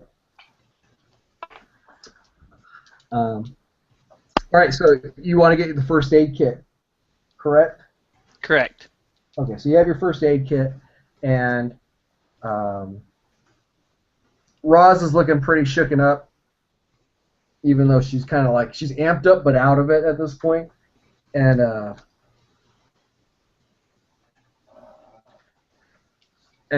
you hear like a whimpering noise coming from the bathroom of your cabin.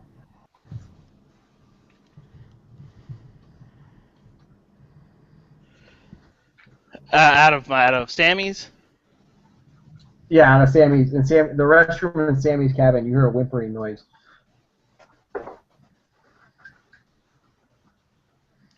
We'll investigate.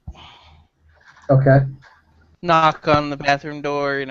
Who's there? What's wrong? And you hear like a just kind of a frightened kind of like cry. It's me. It's Sammy. It's a captain. Tell me what's up. You don't really get a response, but you can tell it's not like it's a frightened response. You gotta open the door.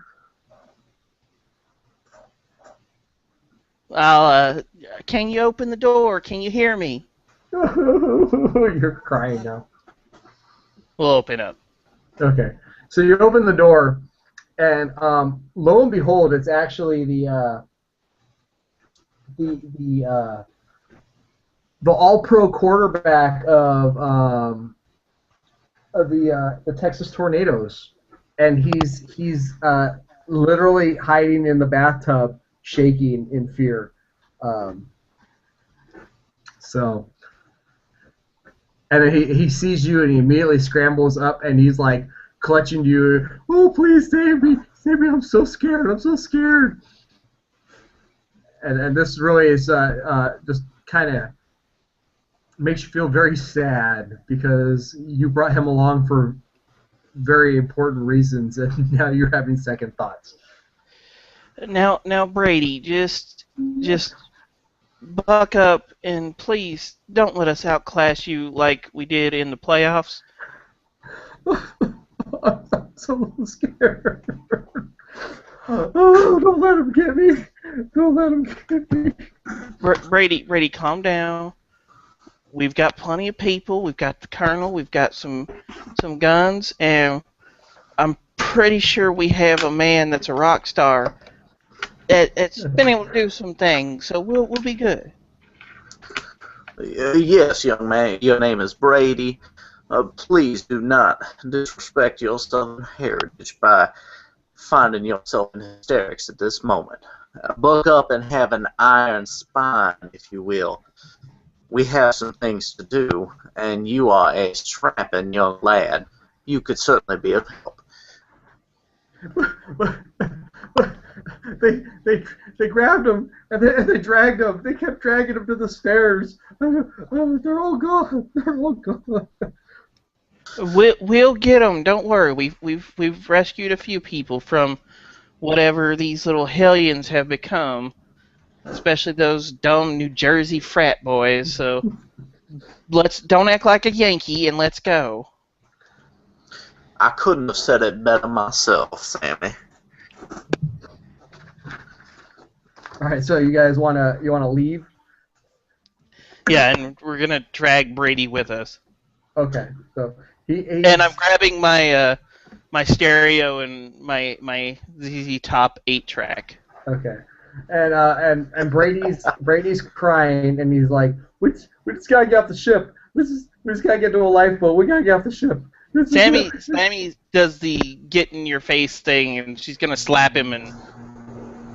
Okay. I said, buck up, little soldier. All right, give me a roll plus might. That's a 5. A 5, huh? All right, so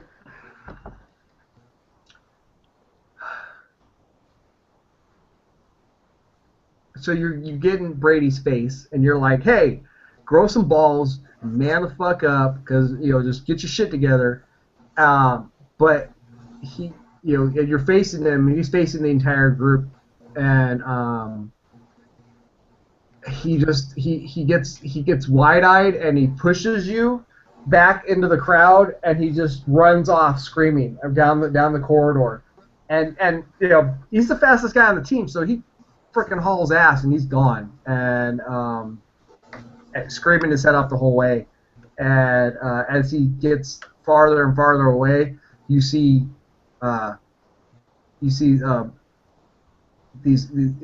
more frat boys and whatnot busting out of the cabins, and they start chasing him. So I always told him he'd quarterback sneak his ass into an early grave. So I don't think you're gonna see much of Brady at this point. So yeah. Sammy, it seemed like that young man was important to you in some manner. I hate to see him run like that.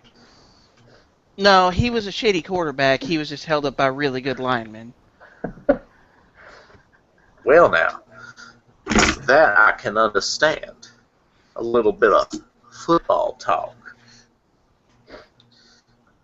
Shall we continue on? Gemini, do you have anything of import you wish to gather from your room? Damn right I do, Sunshine. Shall we make haste to that direction, then?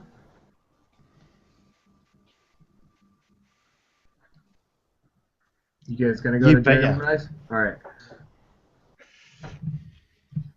All right. So you cross back through one of the service passages to get back on the port side of the ship, and as you make your way up, out of one of the other service tunnel steps Tino. Tino all of a sudden has made an appearance, and he's looking at you. And he's looking at you, Gemini, and at Roz. And he and you notice he has a gun in his hand. And he's like, "That's my woman, and she's mine, and you better give her to me, or there's gonna be problems." Tina, you bleeding donut. I don't know if you've noticed the situation, but stuff is going to shit. And I'm not planning on riding down the shit canoe with you, Sunshine. So you either back off, or people are going to get hurt. And by So people, I mean you. Are you're gonna get in his face? Oh yeah. All right. So give me a might roll. Oh, this is bad.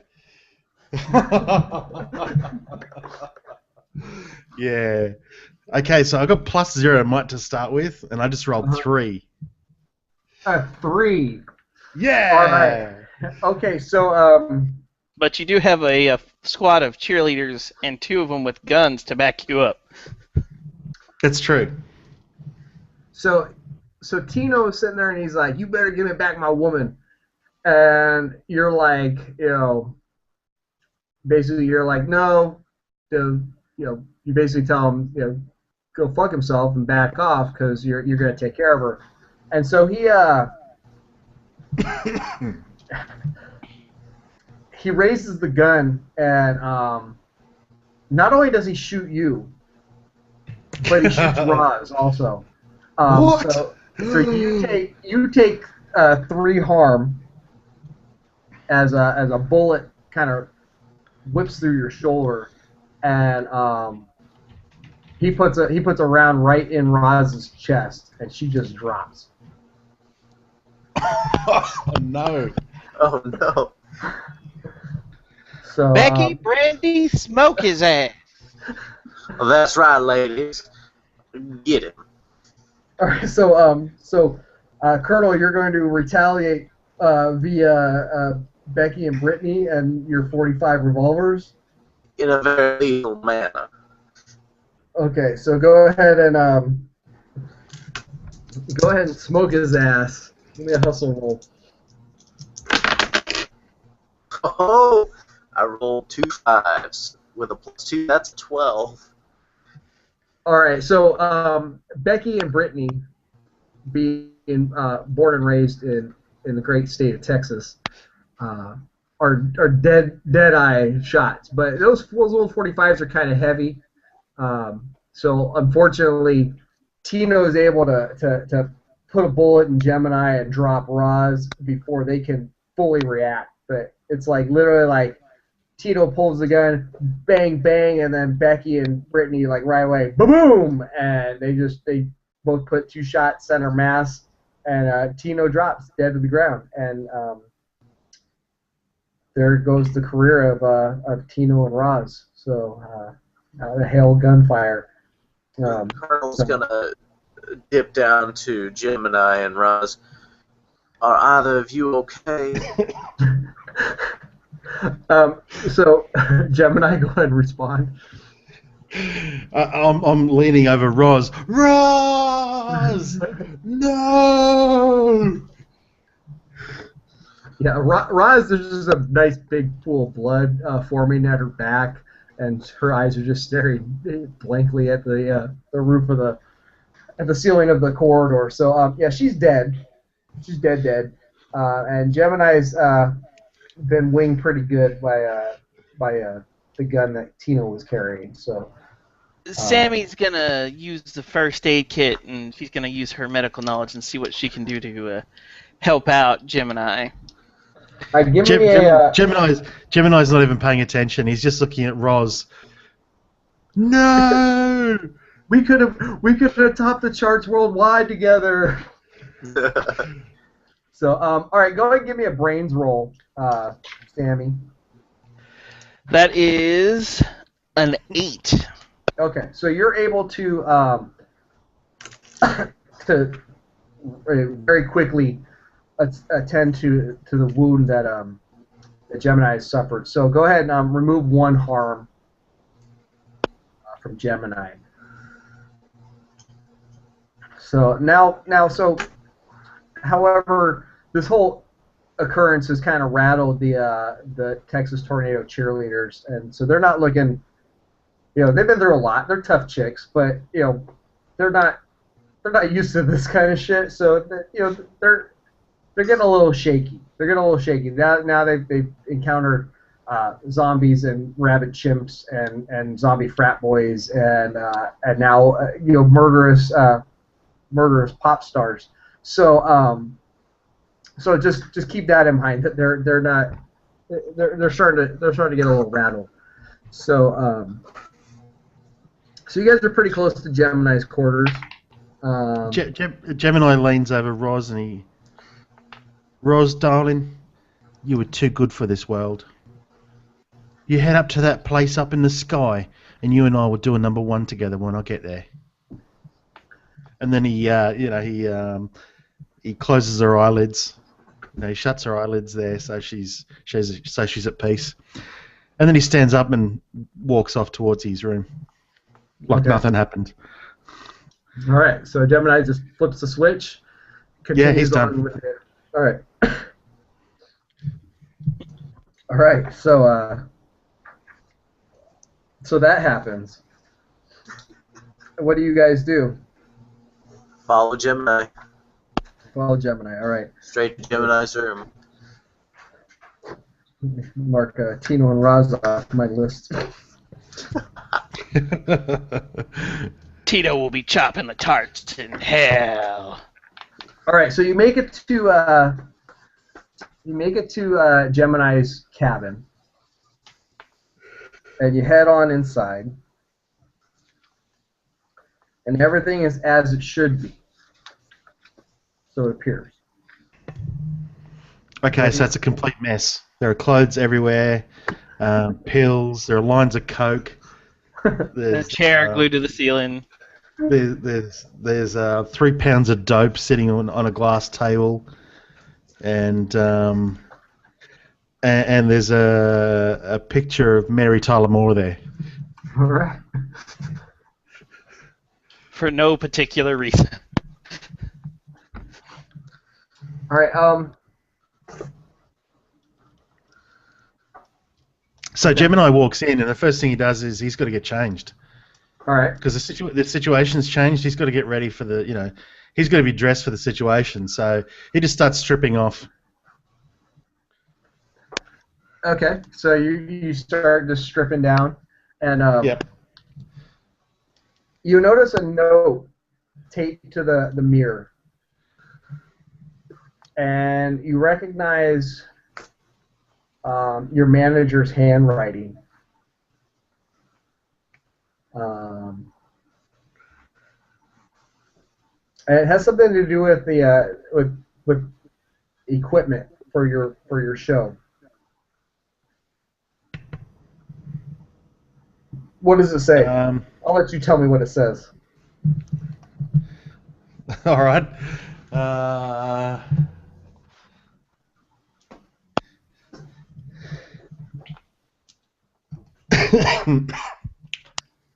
Okay, no problems. Okay, it says, Gemini, don't forget that the pyrotechnic kit is downstairs. It's in the hold. The key's in that place where I left that thing that one time, and don't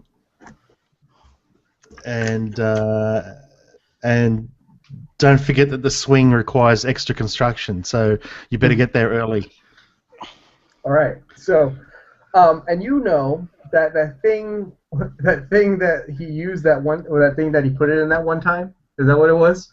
Yep. The keys in that thing that I put it in one time. Yep. You know he's Did you get the thing that I sent you? because he's been your manager a long time. You know that thing that he put it in one time is actually Mary Turtledove, the mother of the Turtledove singers. Okay.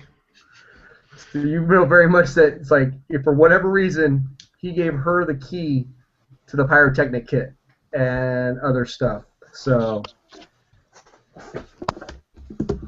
I knew that Barney fancied her. yeah, they've there's been in the tabloids there's been speculation that the Turtledove twins aren't necessarily Donnie Turtledove's kids. Oh. And so and you know that you know that your manager and Mary Turtledove they've always been real kind to one another. So let's go ahead and leave it at that. Yeah. I like it. All right, so Sammy, what are you and the cheerleaders doing while Gemini is sitting there stripping down and putting on new clothes and snorting a couple lines of coke in between like each garment he puts on? Staring. All right, Colonel, what are you doing? The Colonel's kind of nodding to himself.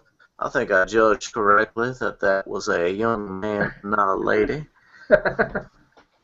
All right. So we'll wait for Jason to come back. Is there anything you want to do at this anything that you guys want to do at this particular moment? No, get moving after Gemini gets his stuff. Make Okay. sure none of the other cheerleaders need anything treated and kind of rally the troops a little bit here. They're like, we need to make it to the lifeboats. We'll make it, don't worry. We just got to keep our shit together. Okay, so you mentioned lifeboats, and they're like, let's get to the lifeboats. Yeah, let's, they're kind of at their limit with what's going on here. Sammy, if you have a spare moment, I have something a slight more pressing than an arthritic knee to take a gander at this juncture. I seem to have taken a knife wound early in the evening. I don't know if you could be so kind as to take a look. She'll patch up the colonel. I'm sure she's got at least a good bandage or two in there. All right, go ahead and give me a brains roll. That's a 9. Okay, yeah. So, all right, she removes 1 level of harm from the colonel. So you're no longer now you have a half white and half red linen suit because you've been running around. Actually, your linen suit at this point is kind of like Bruce Willis's shirt in Die Hard. You know, where it starts out as a white beater and ends up like grayish, blackish green by the end of the movie from all the blood and grime and shit. So yeah, it's kind of what your suit's looking like at this point. Well, now remember the overcoat has been torn up for bandages, so yeah, that's true. So we're just looking at the shirt now. Yeah. So you look a shadow of your former Chicken Hut glory, but yet you have so much gravitas in the fact that you're Colonel Roscoe W. Colgrove that you know you're only slightly diminished in your appearance by the sullied clothes that you wear. So all right, so we'll wait for Jason to get back. How you guys? Well, Kevin, yeah, we had a discussion earlier. How are you enjoying the system? Oh, it's been fun. I mean, any kind of system that lets our group just go at it. Yeah, just kind of go at it and do a little bit of role play action. Kind of works out. It's simple, works great. I like the theme too. It's something different. Yeah. You know, just big personalities all interacting with one another. It's a lot of fun. Very much. All right. I can't see. Is Jason back or? Yeah, Jason's back. Okay. Yeah, I'm back. Sorry, guys. All right. So at this point, so Sammy's mentioned she for better or for worse, she mentioned the word lifeboats to her cheerleader gang, and they've seemed to latch onto that word. So the colonel's looking a little better health-wise, but he's pretty disheveled in appearance. But yeah, he's still good to go. And Gemini, now that you've changed into what are you wearing now? What were you wearing before? What are you wearing now? What I was wearing before doesn't matter. What I'm wearing now is what's important. So what are I've you got the wearing makeup. I've got makeup on, and I've drawn arrows pointing down. I've got my my black and gold glittery glam rock shirt. The area around the belly button has been cut out, and there are arrows pointing towards it. And then my pants are some sort of skin-tight lycra, mostly pink, but there's some yellow in there as well, kind of like almost tie-dye. But it could just be because I threw the clothes in, the pink pants in with some yellow tops, and the color mixed a bit. So. It sounds like the most horrendous outfit ever. Okay, excellent. All right, so is there anything else you want to grab from your cabin at this point? Yeah, absolutely. I'm filling my pockets with as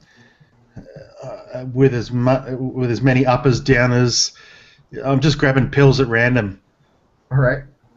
Filling my pockets, and then once they're full, I'm good to go. All right.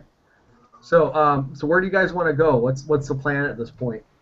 I think we should probably head for some life rafts. Okay. So so you guys want to head back up? So you're near the bow of the ship. So there's another elevator, but it doesn't, the elevator's probably not working based on what happened last time. But you're closer to the bridge itself at this point. But you notice Now that you're near the front of the ship and things have kind of calmed down a bit, you notice that there's a slight incline back towards the back of the ship. Oh. Oh, Lord. So what do you guys want to do? Get the hell out. All right. So It seems- what's your plan of action to get out? So do we have a pretty good idea that the ship might be sinking towards the front of the ship? Is that what that Possibly. incline might tell us? Maybe a brain Possibly. roll? Yeah, go and give me a brains roll. 7.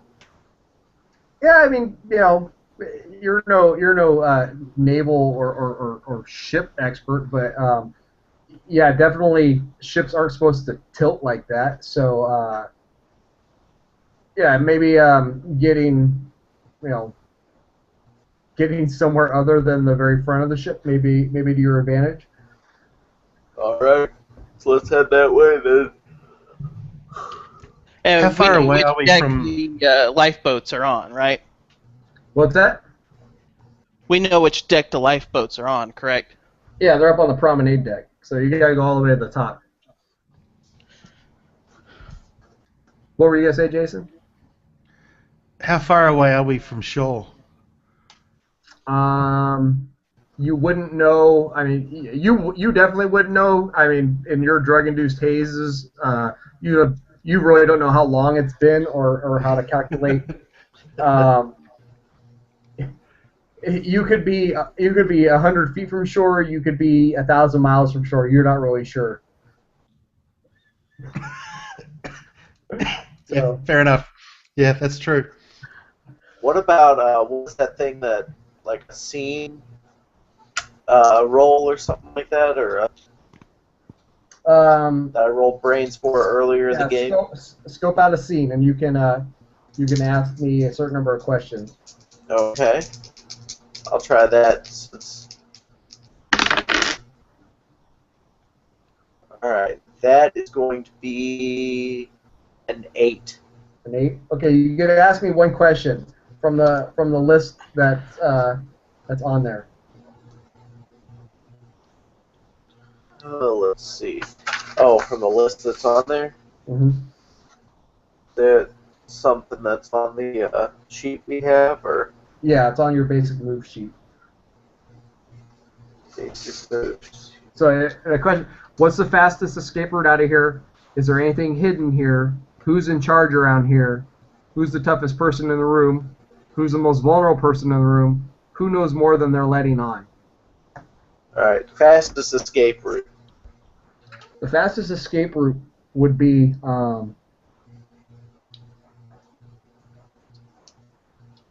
if you go onto the deck, the main deck on the bow of the ship. You noticed when you were getting on board that running up the there's a series of ladders, that run up to each subsequent deck. So they may be more direct than using staircases or whatnot because they're just straight shots. But they're outside and they're exposed and things like that. But that's the most direct route is to use those ladders on the exterior of the ship. The colonel will relay that information to the rest of the group. Okay. Well, all right. So that's an option. That's the most direct route to get up to the promenade deck where the lifeboats are. Now the colonel's been, taking a knife to the ribs, and Gemini's been shot through the shoulder. So that should be considered. Plus anything, climbing up would require 2 hands. So anything that's being carried may make some complications.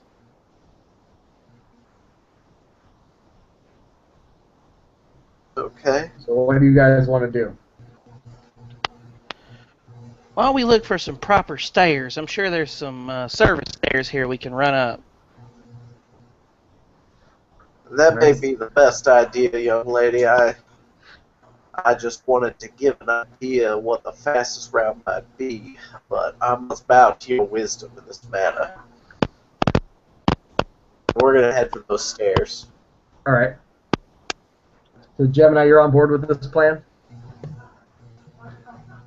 Yeah, I'll go with this. I'll go with it Okay. for now.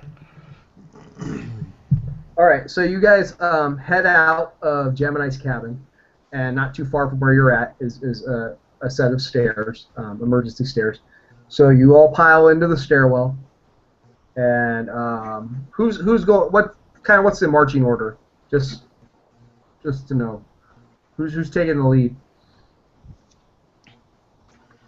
The colonel I would have suggest no. the colonel with the guns. Yeah, the colonel and Brittany and Becky. Oh, we lost Kevin again, I think. Kevin, you there?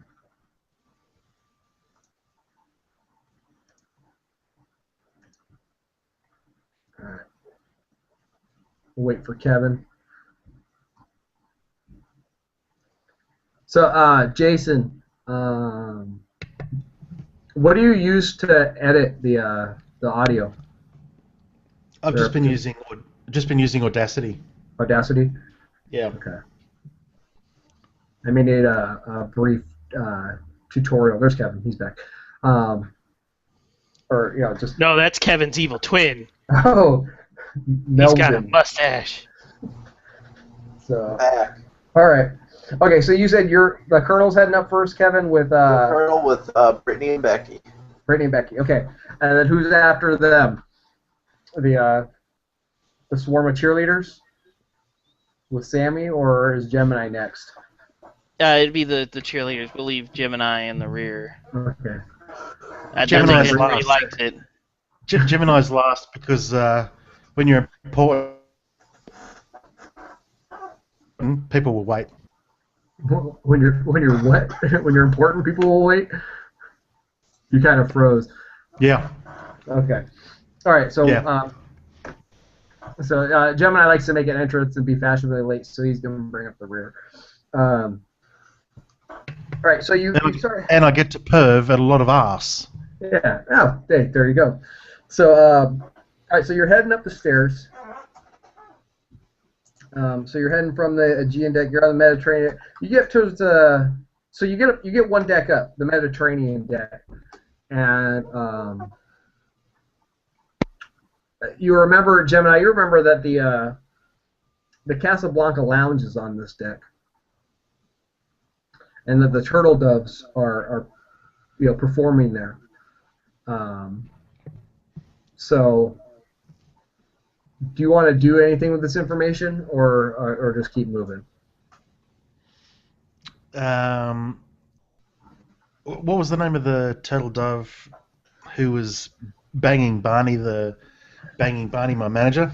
Mary, she's the mother. So it's Donnie and Mary, and then their kids. What are their kids' names? Stevie and Stephanie. Else. Yeah, Stevie. We'll say Stevie and Stephanie. Hold up, folks. We've got to find Mary Turtle Dove. I will say that the Turtle Dove family is a fine performing group, but they may have already. Oh, lost Kevin again.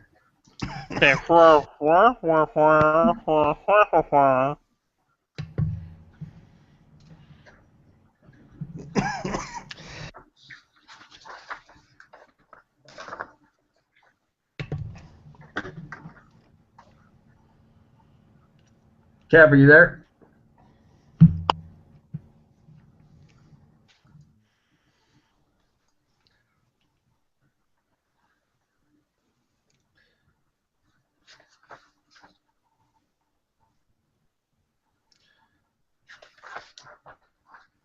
We've got to find Mary Turtle Dove. She's got the key.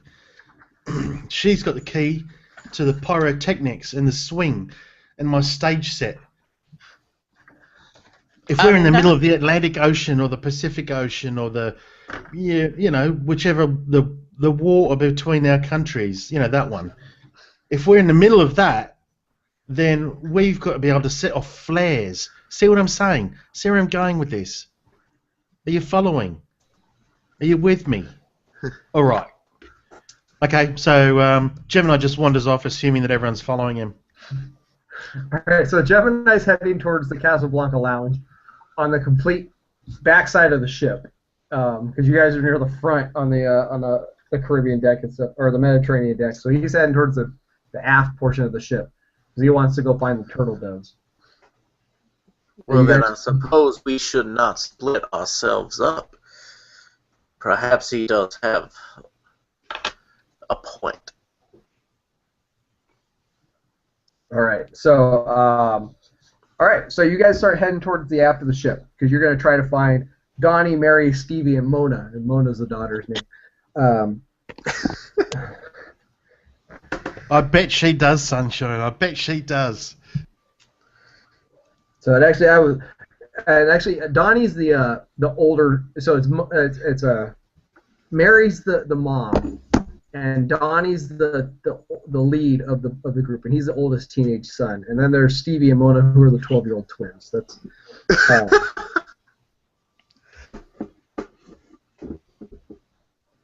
All right. So as you get near the Casablanca Lounge, you start to see like bodies laying on the ground, but they're facing away from the lounge doors. They're like face down, and they're facing away from the doors.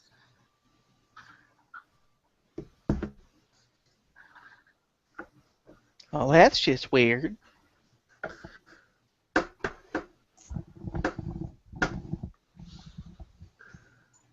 Does it appear that they were running away from the doors? Possibly, yes. Okay. You want to check these bodies or see if anyone's hurt? Poke one with a stick real quick. All right. Okay, so Sammy, as you get close to one of them, you're studying medicine in Texas, and you've done some time in the trauma unit, and you've seen your share of hunting accidents, and you can tell that a couple of these people have been shot in the back by a shotgun. Mm. And then you hear like, the doors of the lounge are closed, but you hear this muffled like, just like gibberish on like the PA system in the lounge, but you can't really make out what's being said. It looks like these ones were taken down with some buckshot. I don't know what's going on there, but they probably got blown away leaving. Do I see any signs of like the blood vomit or anything on them? No, they just look like they've been shot down in the back. I have a feeling somebody inside with a gun isn't stable. We might want to avoid this room. What do you say? What do you say, Gemini?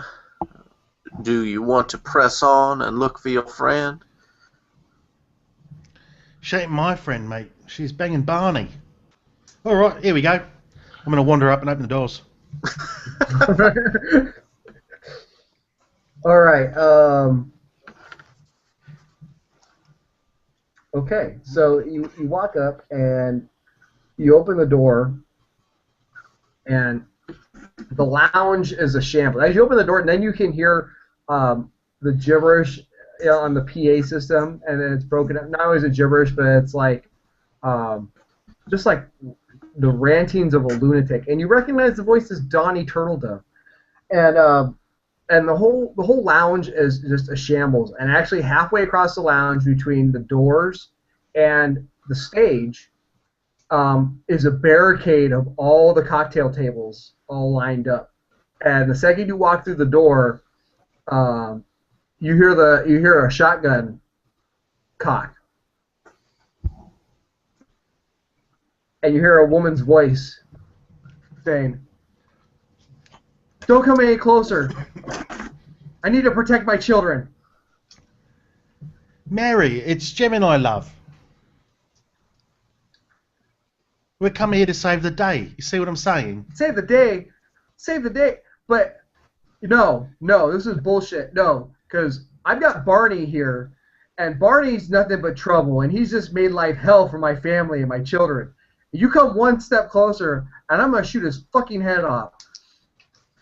And then you notice she stands up, and she's got, like, Barney's, like, tied up, and he's kind of like, he's like duct tape, his arms are duct taped on his head, and she's got the shotgun to his head.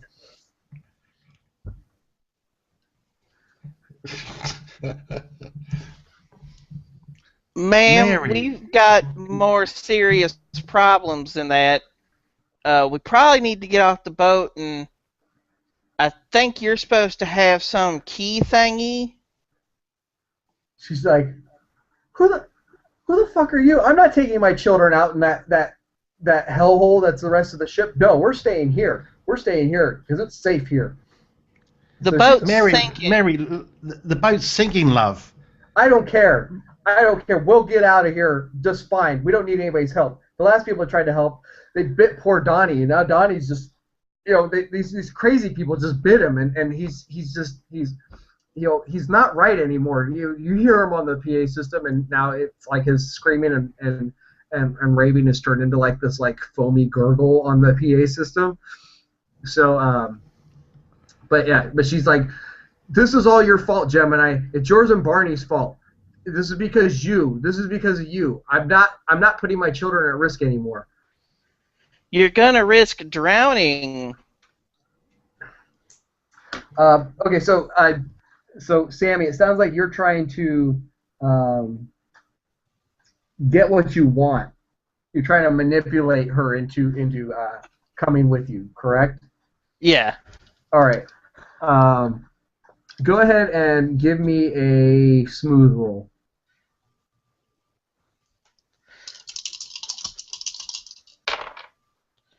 That would be a 9. A 9. All right. She kind of hesitates momentarily, and she looks at you, and she says, "If we leave, how do I know my children will be safe?" Well, they're gonna drown if you stay here. I don't know that. The ship's sinking. Logical conclusion. You Drown. don't look like a member of the crew of this ship, Miss Slutty McCheerleader. So she's Oh, you damn Mormons. So she's you've got her kind of on the fence, but she's not really buying your analysis of the situation. She's kind of got the blinders on, considering other events that have transpired. Let us take Barry, whatever his name is, with us. His Y'all name can is stay here. Donnie! Not Donnie. We don't want Donnie. He's infected or infested or whatever these other things are. What? What do you mean he's infected? What did you do to my son? So now she's pointing the shotgun at you. What do you know? What's wrong with my boy? What did you do to him? Well, all the other people who gargle like him are trying to eat the cheerleaders. You whores! It's all your fault. This is some Texas STD that you brought onto this ship with your unsullied whorish ways. You need Jesus, young lady. You and all of your whore friends need Jesus. We have him. God bless Texas. Girls, I think we need to neutralize this situation. I'll let the Colonel take it from here. The Colonel's temporarily indisposed by tech. Well, then the girls under the Colonel's gun squad Right, okay. So we'll go. We'll wait there. Gemini, what are you doing as this is transpiring? Barney looks like he's trying to kind of inch away from her while Sammy's engaging in this like Bible thumping discourse. Great. Yeah. Yeah, I want to try to continue to. I want to see if I can push her a bit further and get her to accept that we've got to leave the ship now. So, Mary, love, look at the tables. The tables are sliding sideways. Even I know that's not normal. So you're trying We've got to to get off the ship. Is this a What we're going smooth to room? do is you give me the key. We all go downstairs, right, with my entourage here. We go downstairs. We grab the pyrotechnics. We grab the swing. We get on a boat, and then we fuck off, eh? That's what we do. Okay, give me a smooth roll. Okay. Now, given that I'm wearing my glamorous wardrobe, anytime I'm called upon to roll a roll plus smooth, I can actually roll plus soul instead. Yes. All right. Here we go. Big numbers. Oh yeah. 13. No whammies, no whammies, no whammies. All right. So all right. So she lowers the shotgun and she reaches in her blouse and she pulls out the key from a chain around her neck and she takes it off and she throws it at you. And All right. she I catch says- it. Okay. And she pushes Barney your way. And she says, "I'm not leaving my children. We're staying here."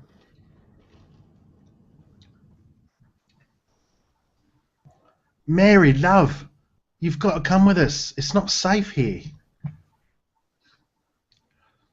She shakes her head and she's just, she starts to cry, and then you hear two shots ring out from backstage. Blam blam, two shotgun blasts. So, Kevin, are you here? I don't think. Do we have Kevin yet? Calling to the front, Kevin. Calling, Kevin. Okay, so I grab the Colonel's body and I throw it overboard. No, the Colonel's dead.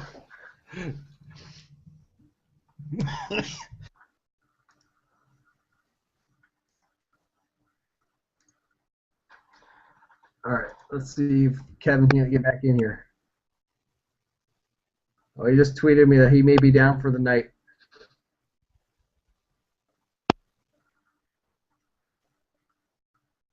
We-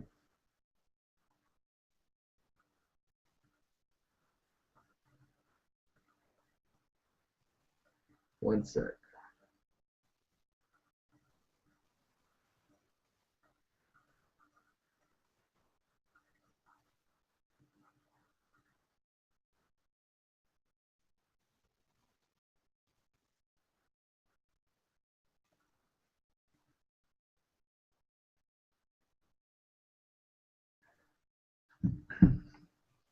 All right, let's see if we can get Kevin back in the mix.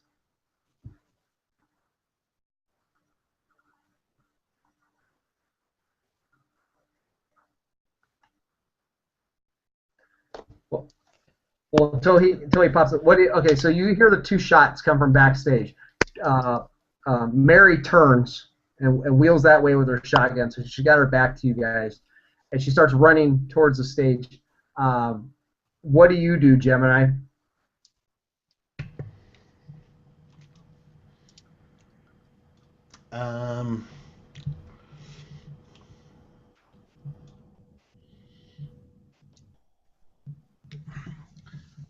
That's where the universe is guiding her. I guess our path's a different way. All right, and Sammy, what do you do? She can just pass herself right the hell on. We're gonna get out. All right. So she hops up on the stage and you watch her like duck between the curtain, and then you hear this blood curdling scream, and she says, "Dottie, no! Those are your siblings!" And then you hear like 2 more shotgun blasts, and then Man. and some weeping, and a 3rd shotgun blast, and everything's quiet. So, All right, so sort of we're stepping towards the door so we can walk out, and when it goes all quiet, Mary love, are you all right? there's no answer. Okay. Well, good luck. And step out and close the doors behind us. All right. So you guys still want to keep heading? All right. So you got the key to the pirate. So now you can either go back down to the hold where the pyrotechnics are, or you can go up to the promenade deck where the lifeboats are.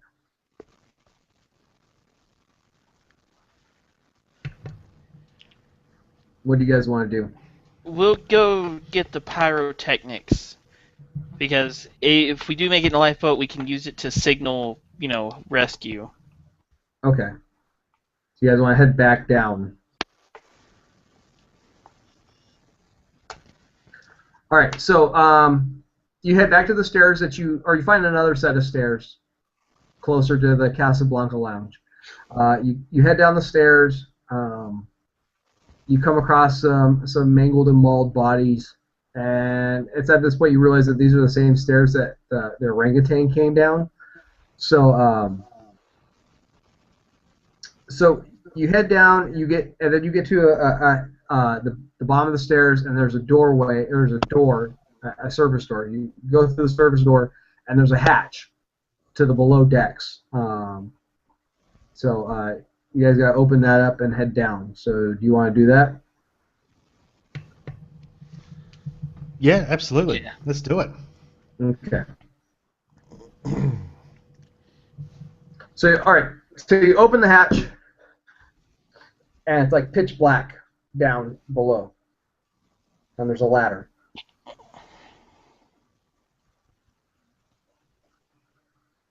Who wants to go first?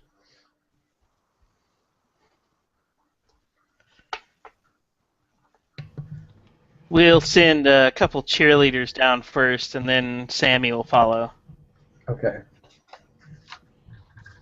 All right. So you head down. They get down. They give you an all clear, but they say it's really dark and they can't see down here.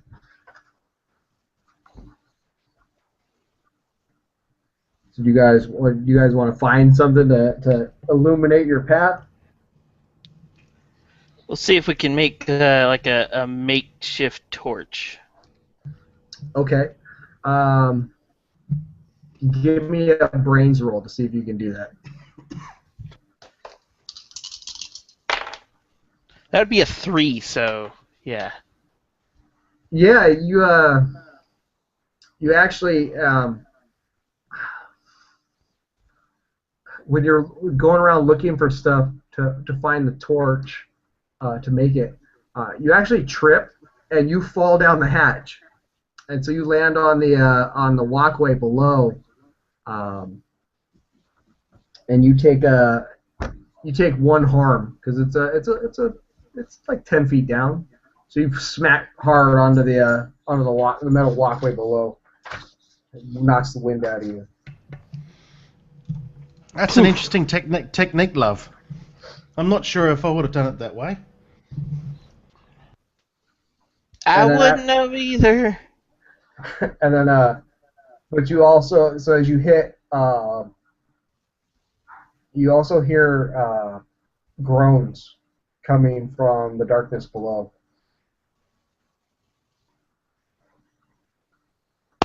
I think they're more than frat boys down here. All right, so What do you want to do, Gemini? Yeah, I'm climbing down. Okay, so The universe told me, Jeremy told me I've got to go down. I'm going down. all right, all right. So you guys are down on the this walkway, and it's the only light available is the dim light coming through the hatch you came down. Um,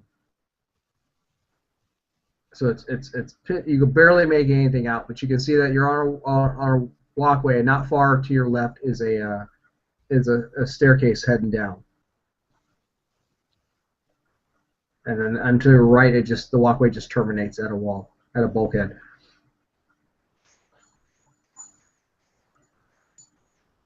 So you guys want to head down deeper into the hold? Yeah. Yep. All right. So you head down, and then the extremely dim light.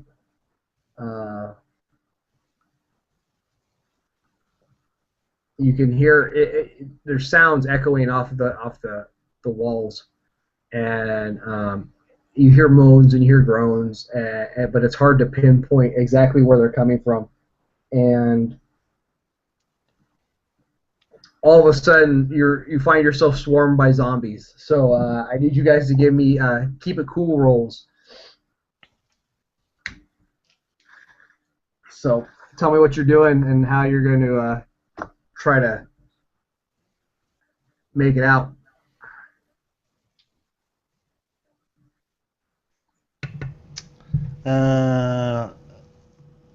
Yeah.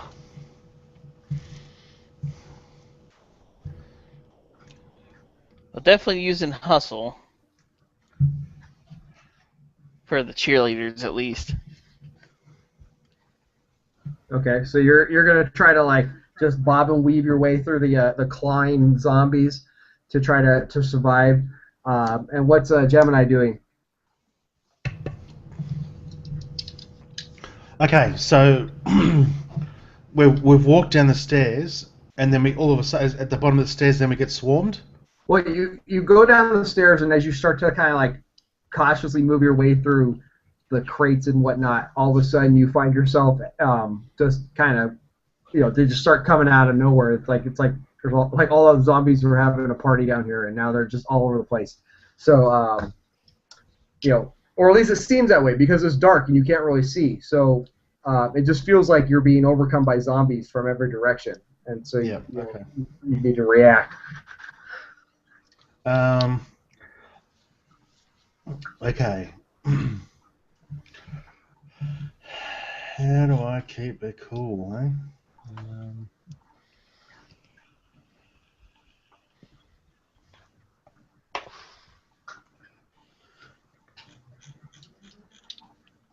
Probably play that magic flute. Yeah.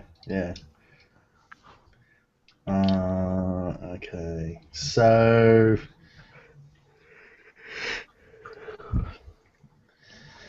I'm going to I'm going to run in the direction that the universe is telling me my crate is. Okay. So I don't actually know where that is, but the universe will take me there. Okay, that'll be a hustle as well. So, all right, I need you guys to give me a roll. 11. 8. Okay, 11 and the 8. All right. So, so who rolled? Jason, you rolled an 11? Yeah, that's right. Yep. All right. So the universe seems to be playing in your favor, and you just kind of just zip right past the zombies. They don't even seem to notice you. Maybe it's the gloriousness of your outfit. It's just they're blinded by the glam rock awesomeness. However, Sammy, they all seem to be fixated on you and your Texas Tornado cheerleaders. So you'll succeed, but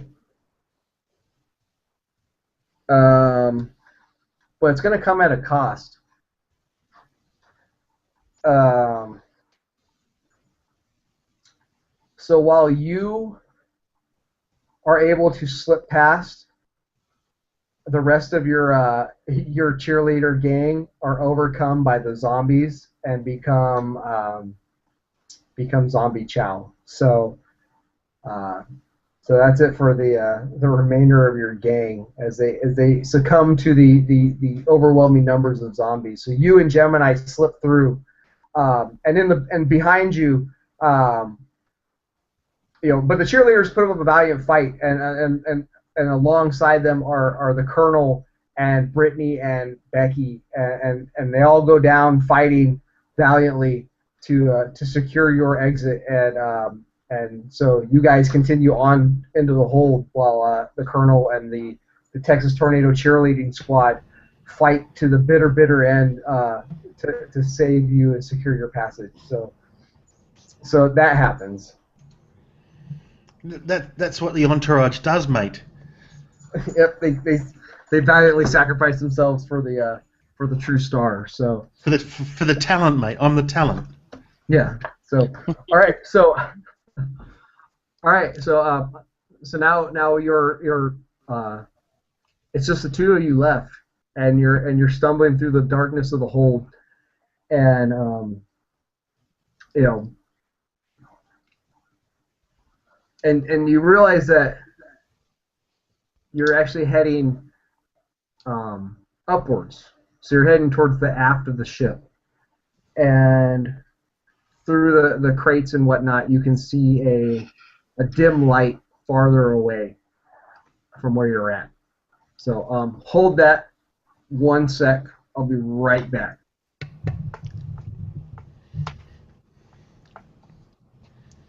At least I still have my stereo on my ZZ Top 8 track.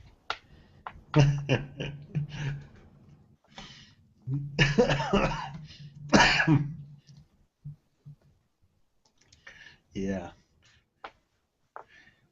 Because nothing bad ever happens when you're running around in the dark with zombies everywhere. No. Not like we're gonna get a whole squad of cheerleaders and the Kentucky Fried Chicken man killed. Yeah, sorry, Kev.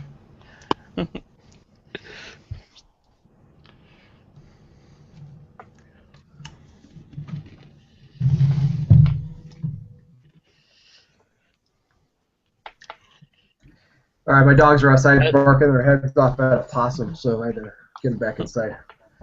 Okay. At least, they didn't die to, demons trying to infestulate and rape their bodies, so... Yeah, that's not that kind of game, apparently. But all right, so it's just down to the two of you. You're making your way through the aft portion of the cargo hold. As you're stumbling towards this dim light, you pass a Formula One car, just chilling. Must have belonged to that guy that you were at dinner with, and you come to a secured door that's just got like this one dim bulb lit, hanging out of the wall above it. So what do you guys want to do?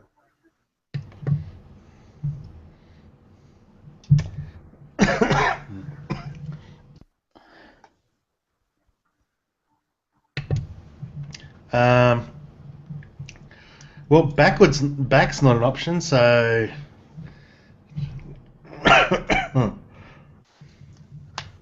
forward and onwards. Yeah. All right. So as you're passing through, you notice that the door says engine room. So you head into the engine room,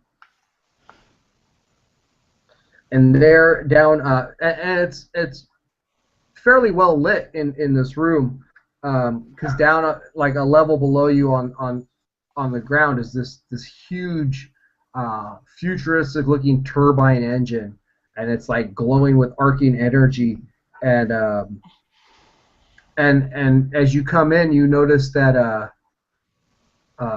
there's like a bunch of zombies on the ground, and they're just laying there. They're just spread all across the floor.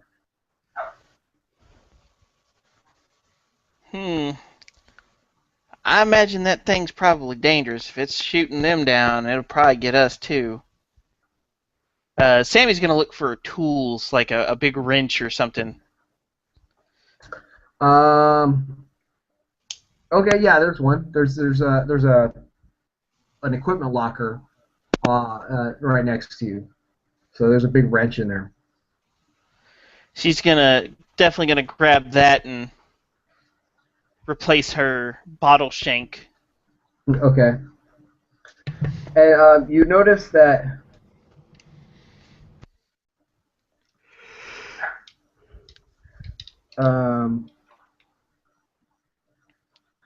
there's somebody moving around down near the engine.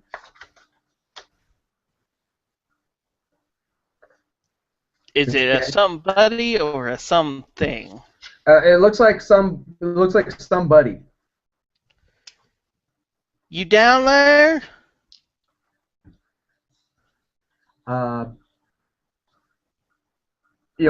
Almost immediately after you say something, a gunshot goes off and a bullet pings off the bulkhead next to you, and you hear somebody yell, "Don't come down here! It's too dangerous." You didn't have to shoot at me. Well, it's not exactly fucking kittens and jelly beans up here, mate. Who are you? Why are you down here? I'm Gemini, sunshine. Okay, that doesn't mean shit to me. What? Why are you down here? Are you here to? Do you have the part? Do you have the power converter? The X-Tex power converter? I got a stereo. Who are you? Look, here's the deal. Sammy. Here's the deal. Okay, somebody has sabotaged the X-Tech engine or the Eldridge drive, and it's seeping radiation. That's where all these zombies are coming from. And he's like coughing in the middle of his talk. He goes, "We need to find a power converter to fix this, and if we can't, then this whole ship's gonna explode."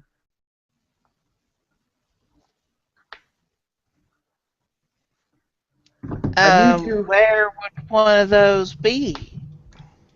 There's a spare one on the ship's bridge. I need you to go and find it and get back here so we can fix this. You may not realize this, but there's a bunch of them things throughout the whole ship. I know, and they're going to keep showing up unless we can shut off this radiation. Why don't we just get off the damn ship? You can do that, but I need to save people. I'm pretty much sure they're all dead. Well, you're going to be dead too if you don't get that power converter. Please help me. This could be catastrophic for the entire world. Well, it's just a ship engine. It's more than a ship engine. It's an X-Tech engine. It's experimental technology. The government's been using this, and they haven't been true to the people and letting them know what the hell's going on. It's the man's fault that this is like this. It's the man. He's trying to kill us all. I don't know who the man is, but if it's going to blow up like a bomb, then I guess we'll try to get it. Do you have anything that can help us take out the zombies? No, I don't. I just have this pistol, and it's only got one round left in it. Okay, is there a flashlight up here I can take? Because it's awful dark in some places. I guess there might be one in that tool cabinet. And there's a flashlight. Works for me. Gemini, I think the universe says we need to do this, or it's going to blow up the world or something. Let's do it, sunshine. All right. So he points. He goes, "There's a ladder right there to your right. That'll take you all the way up to the promenade deck. You get up there and you can get to the bridge. You can get to the command deck and find the power converter." We'll try to be back as quick as we can. All right. So you guys gonna climb up the ladder? Yep. All right. Let's do this. Sammy's gonna make a makeshift little holder so she can take her 8-track player with her. Okay. All right. So you guys, you do that. You find a couple, like a set of coveralls, and you're able to kind of like rig up a sling to carry the 8-track player, and then so you guys climb all the way up to the promenade deck. So you're near the aft of the ship, so you get to the top, and you're on the promenade deck, and there's now the ship is like very much not only is it dipping towards the bow, it's also starting to lift towards starboard. So so you don't really know what the hell happened to the ship in the front, but you look around and you can see that you're just very, very faintly.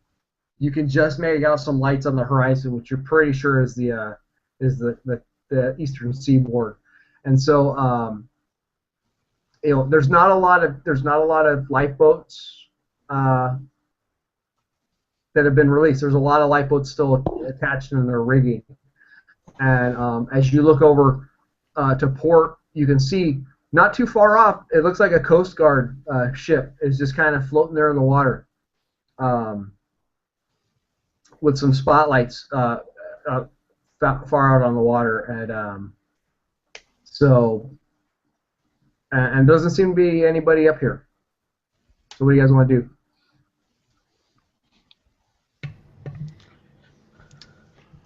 Well, we're here to save the day, so we're heading towards the bridge. All right. I'll pop a pill. All right, you pop a pill. Go ahead and roll give me 2d6. 9. Okay, so you pop a mild upper, so you're +1 to hustle. So as you guys make your way across the promenade deck, heading towards the command cabin,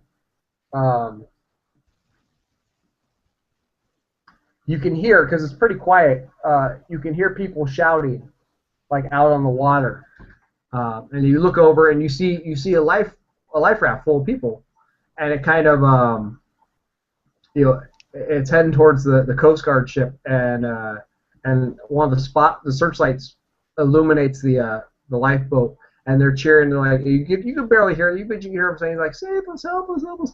And then the Coast Guard ship opens fire on it, and it just obliterates all the people in the lifeboat. And then you hear other screams from other lifeboats in the water. So so that happens, and then so you make it to the command cabin, and That could have been us, Blondie. it could have. It very well could have. So you get to the command cabin, and the door is like splintered open, and there's like blood on the door, on the bulkhead, and everything like that. So what do you guys want to do? Let's find this experimental converter thing and get the hell out. All right. So you step into the cabin, and you hear like the radio like chattering and things like that, and you hear like Morse code, and standing at the helm is the doctor that you met at dinner. Dr. What's his name? Dr. Adam Brickle, the ship's physician, and he's standing there, and he looks at you. He says, "So, I suppose you come here for the power converter. Well, you're not going to get it. The captain and I will see to that." And then, like, up behind you from one of the smokestacks comes the zombie captain, and he jumps down, and he's just like foaming blood, and he just like roars at you. It reminds you a lot of the orangutan, only it's the captain, and he looks like psychotic. So, what do you guys want to do? I'm gonna rush the doctor. All right, you're gonna rush the doctor. So you with your wrench. Yeah. All right, so you're gonna deliver a beatdown. Correct? Correct. Okay, so go ahead and give me a might roll. Shit. 4. A 4. All right, so you rush the doctor, and as you swing the wrench, you're overbalanced by it, and you pitch forward. You know, it's so big that and you swing it, and he just kind of sidesteps, and the momentum's so great that you pitch forward and you crash through the window of the command deck, and you fall out onto the railing outside. So it's like, since the ship's at a pitch, there's the deck below and the railing, so you kind of fall into this V-shaped portion, and you gonna take 2 harm from the glass and the fall. Good. Because now I'm playing hurt. All right, so Gemini, what are you gonna do? You hear this crash. You hear Sammy's war cry, and then this crash of glass. But then you've got the snarling zombie captain next to you as well.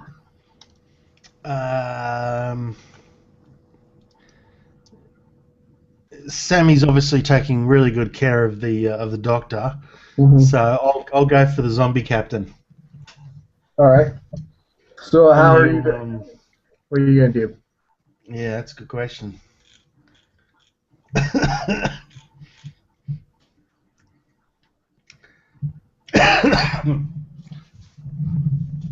Because I'm armed with a bunch of pills and a magic flute. But you have a magic flute. I mean, you have the God of Thunder. Yeah, I was looking at that.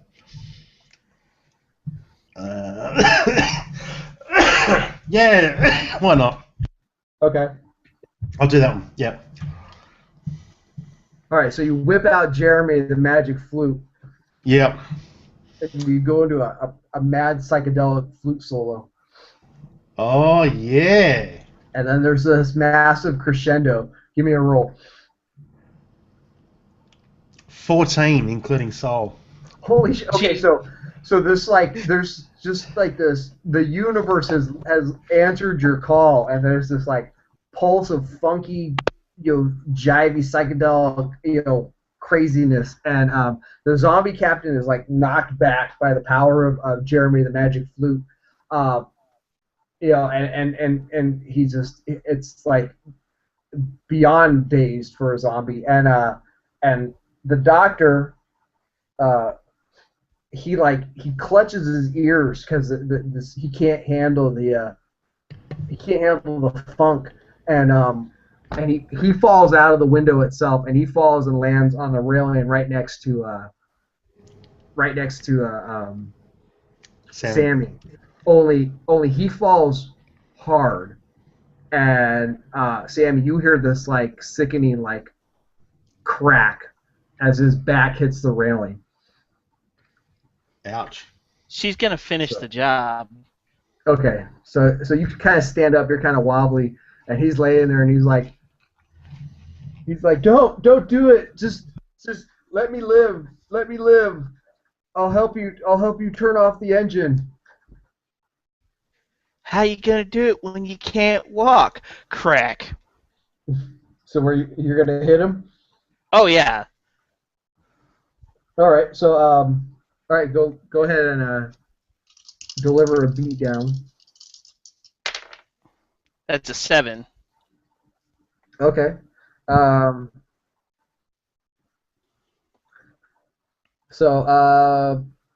Okay. So you he's like puts his hand up, and where are you hitting him? I'm gonna hit him in the fucking nugget.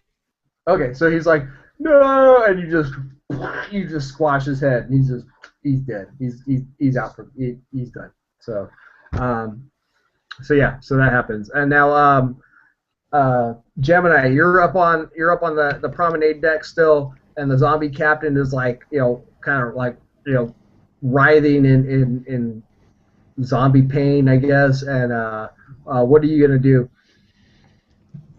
I'm going to walk over and put him out of his misery with my 12-inch platforms that I'm wearing. Okay. All right. So, a beatdown roll. All right.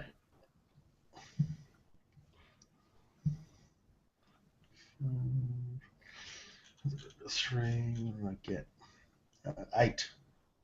You got an 8? 8. Oh, yeah. All right. That's plenty to just drive that stiletto heel right through the eyeball of the wounded zombie captain, and his body twitches a little bit, and then it stops moving. So, all right. I twist the boot, strike a pose, and that is the way you perform. Yeah. All right. So, okay, from this point, you're able to find the power converter, and you make your way down to the back to the engine room, and the guy that was down there, he's what's his name? Doctor something or other. He's another doctor. He's able to secure the power converter where it needs to be, and the engine starts running like it should, and the zombies that were on the ground, they revert back to a normal look, and people start to come back too, and yeah, so you guys are able to stop the zombie apocalypse from spreading off the ship because of the radiation, and there you have it. Congratulations. Yeah! Averted the war. So. Sammy's gonna go stand on the front of the ship and put her foot on the 8-track player and play herself out with some ZZ Top there. Nice. All right, so there you go. Congratulations. So that's a horribly butchered version of Apocalypse World, I'm sure. So what do you guys think?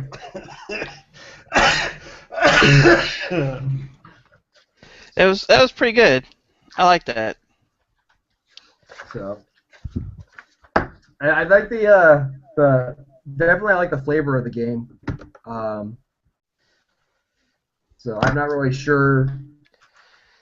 I'm having not. I've literally played Apocalypse World twice, having not ever run it. I'm not sure I did the system justice, but oh well. I'll let people be judgy later. No, that was it ran really smoothly. It wasn't like it was stop starting and trying to work things out, and it was more. It was really more on the players trying to work out, well, what do we want to do next, rather than the system slowing down, or rather than you sort of sitting there trying to work out what we're going to do or how it works. So no, that was cool. That was fun. So there's supposed to be a Kickstarter for this sometime later this year, I think. I'm going to email these guys back. I'll talk about it on the podcast and everything, and I'll probably edit this and release it just for just for fun. So yeah. With a heavy disclaimer of I've never run Apocalypse World, so don't be hating. Yeah, there may be some drug use, sexual references, swearing, medical procedures, horror. So what the ship what it had on kind of the thing was is let's see yeah, like the captain's like patient zero for the zombie outbreak. The guy that you guys came across in the engine room. Let me see if I lost that sheet. He's actually he was Dr. Patrick Reidecker. He was hired by the Rainbow Cruise Line to monitor the maiden voyage of the Eldridge Drive. So he's been hired by the company to oversee that the engine works just fine. He's former military.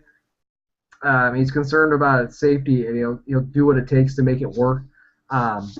So he was down there trying to fix it no matter what. The other guy that you guys ran into, the ship's physician. Actually, I kind of messed that up, but it doesn't matter. Oh no, he's trying to sabotage it. So he did that, but then he realized what it did. And he's the one that attempted to scuttle the ship. So he actually set off explosives in the bow to try to sink the ship after he realized how he fucked the shit up. There are a couple other characters you guys didn't run into. Like Lester, the head of food and beverage, basically what's his name? Isaac, the bartender. So. Oh yeah. So there's other characters. I added the encounter with the rabbit orangutan. So. Which we just completely bypassed. Yeah, I didn't know how it was going to result. I wanted to use the rule of you guys had to overcome a threat. So I'm like, I'm like, it could be a swarm of zombies, but I'm like, fuck it, orangutan. The last con I was at, Jib from Happy Jacks ran a zombie game, and there were zombie chimps. And zombie humans are one thing, but fucking zombie chimps, it's like, fuck this. So I was kind of like, I think that was rattling around my subconscious to add in. So, but yeah, so that was Spirit of 77. So I'll talk about it. I'll give these guys some feedback. If you guys have any feedback you'd like to give, let me know, and I'll relay it on to them. So. Yeah, I was wondering how it would play because it's such a specific era that it's set in. Yeah.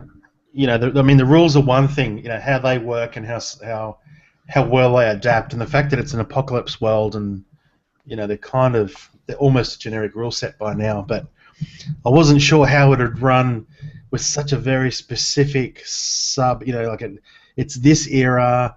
And you're wearing glam, and in the 70s, and I wasn't sure how well that would run, but it was a lot of fun. I mean, it was really good.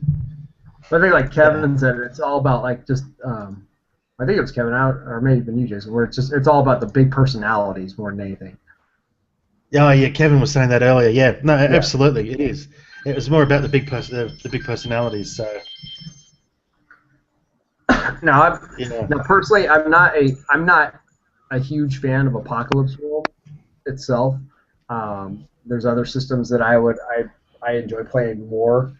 But I feel it lends itself pretty well to just kind of actually, it's easy to kind of just adapt to and just kind of shoot from the hip on. But it's also challenging because of the rules that do exist. So. Yeah. So this kind of game, this kind of flavor of game, I'm finding that these kind of things where it's like over the top kind of stuff like this really works well with the Fate system. Fate's really designed for just this kind of over the top kind of stuff. So. Yeah. Yeah, and I guess that was something else I was thinking about. How well would this run as a long-term game versus just a one-off? I think as a one-off, it works beautifully. Yeah. But even if we presume that all of the characters had survived somehow, even then, I think we're by doing a one shot, you can turn everything up to 11, Yeah. and get away with just being crazy, just being really stupid about it, Yeah. and real tongue in cheek all the way through, rather than, okay, well, I've got to sustain this character, therefore I've really got to worry about, okay, well, what's my motivation? What are they trying to do? How are they going to do it? Yeah, it explains that in the rules. I'll drop the rules in the Dropbox or the Google Drive, the whole Yep. PDF. And it talks about every character, every PC, every NPC is working an angle. What's the angle? So you always have a motivation of what you're trying to accomplish. Yeah, I And, could see there's supposed to be a kind of like a little more intrigue in the background there, but doing the one-offs, you just weren't really able to kind of put that through, and yeah. doing it in this way, like on a cruise ship zombie thing, it really this was set up for one-off, so I could see us doing something different, Mhm. and the whole intrigue and whatnot. I'd really like to see the character creation on this, so I can kind of understand like what would the advancement beyond this be anyway. Yeah, and in the apocalypse world, because like I said, this what these guys sent me was just the basic rules, the single scenario, which is designed as a one shot, and then these pre-generated characters. So there's nothing really about character creation, just kind of explanation of what's on the character sheets. And from what I've seen,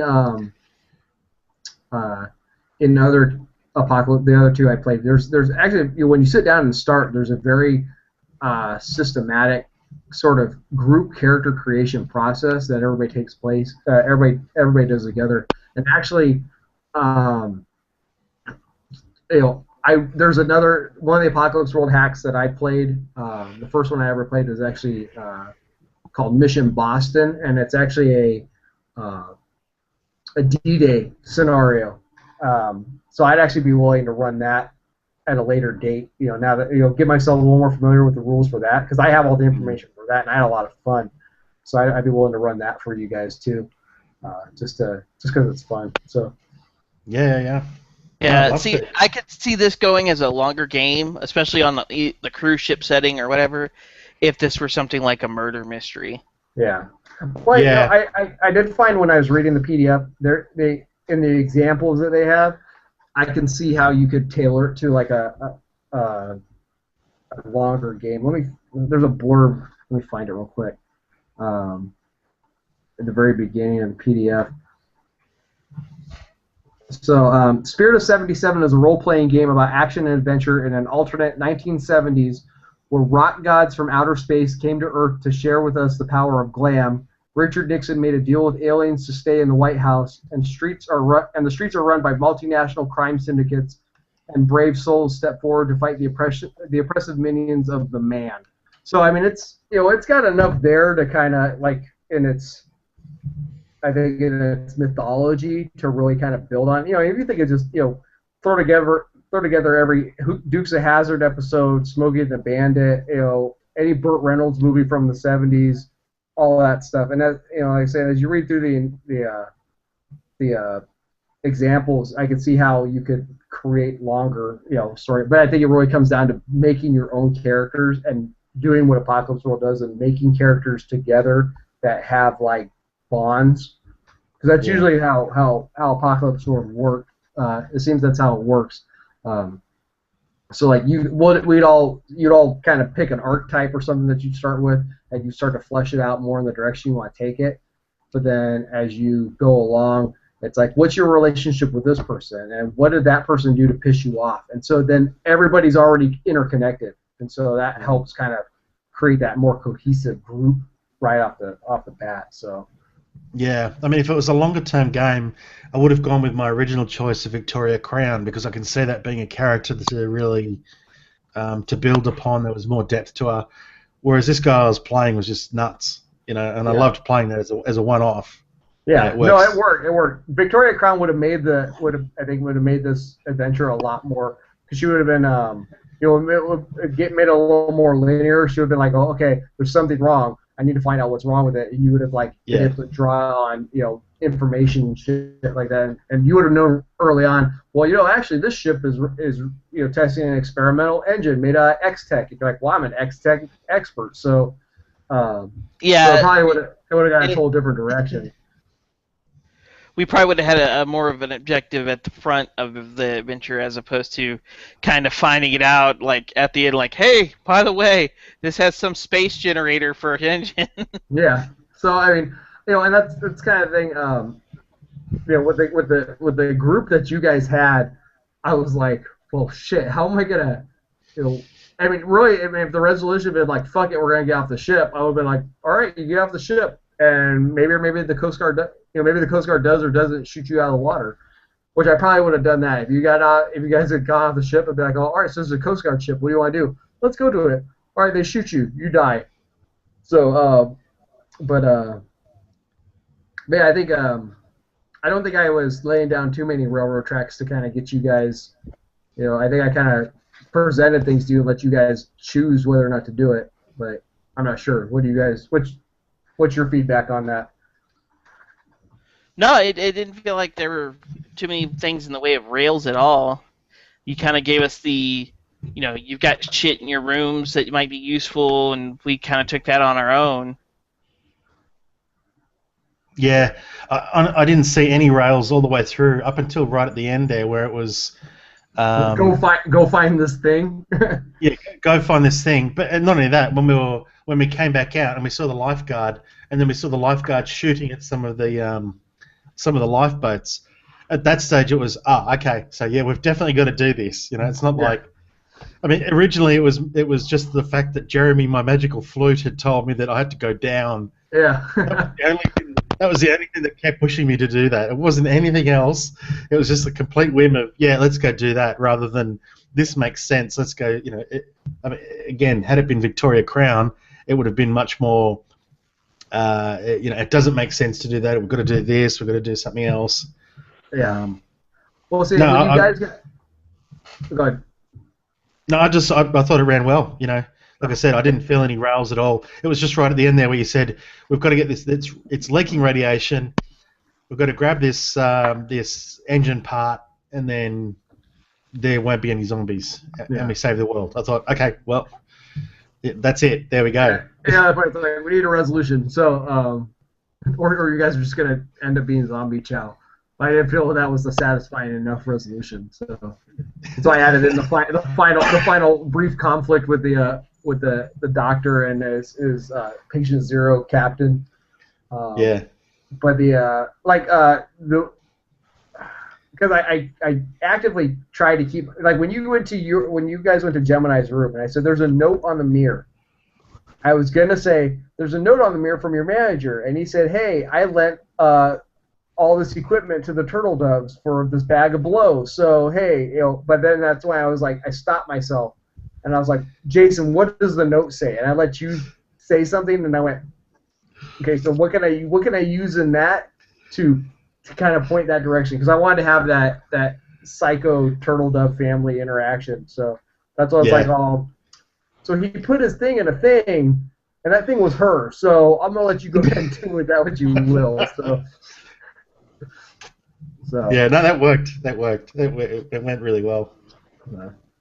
Well, good. I'm glad I didn't fail miserably. I was like nervous all fucking day. So it's been kind of one of the things since we started doing this. I've been trying to like dodge like running stuff. I'm like, oh man, I'm just a nervous wreck, and then But this is, you had nothing to worry about, honestly. I mean, it ran smoothly, and we had fun. So, good. I wish Kevin hadn't been having trouble like I normally do, and we'd had a couple more of us. But I think it's all right. He went out like a boss anyway. Yeah, I was texting with him, and I'm like, hey, you gonna be able to make it back? He goes, no, I don't think so. I said, okay, it's all right. I'm gonna send you out with a blaze of glory. It's like a Deus Ex Machina, and so that's why I made him go down fighting to free up Sammy. So no, good. I think it actually worked out better for me that it was only the three of you guys, because I felt less pressure. Even though it had only been Eric pretty much on top of it, maybe Eric and Mark, but I felt just like, okay, the less people I'm running for initially. Because I've never run anything on this format or anything, so I mean, but good. I'm glad you guys enjoyed it. Had fun. Yeah, it was good.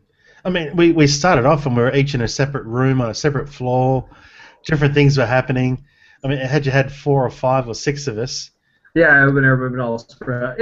And I think overall, like we as a group of players do a good job of kind of recognizing the plot hooks that are there and doing what we can within the narrative to like, okay, I know we need to get the group together, so I'm gonna just make this decision to do that, rather than no, fuck it, I'm gonna do whatever I want, because you get players like that once in a while that's like, you got 3 people all in one place, and you get the 4th person there, and they're like, nah, I'm gonna fucking go do this, and it's like, God, man, just get with the group, so we can get everybody together. So I think we already work together pretty well as far as like we just kind of can flow with each other.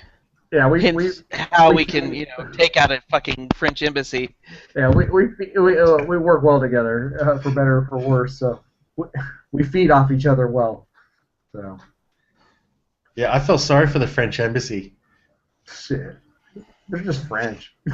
The embassy's just completely gone. There's nothing left to feel sorry for. Now we've got about 3/4 of a Frenchman that. Yeah. You mean the French ambassador? Yeah, I feel sorry for our Red Hive team because there's going to be a shitstorm coming. We got a lot to answer for. Yeah. So are we shooting for the 19th for the next Red Hive session? Let's have a look. It'll be 2 weeks from today. Yep. Okay. Yeah, I think so. Yeah. Yeah, absolutely. 20th. Should be able to do it.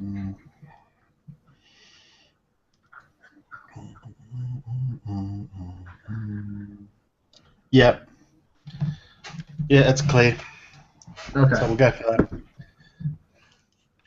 My wife's baby shower, or our baby shower that I'm not going to is that day. So my wife's like, we're not going to do a co-ed baby shower. So I'm like, so I don't have to go? She's like, no. I was like, yes. Well, I love you and I love the baby, but, I mean, I've been to co-ed baby showers, and it's like, yeah, it's still a chick thing. So yeah, it's usually a bunch of guys sitting around, very miserable.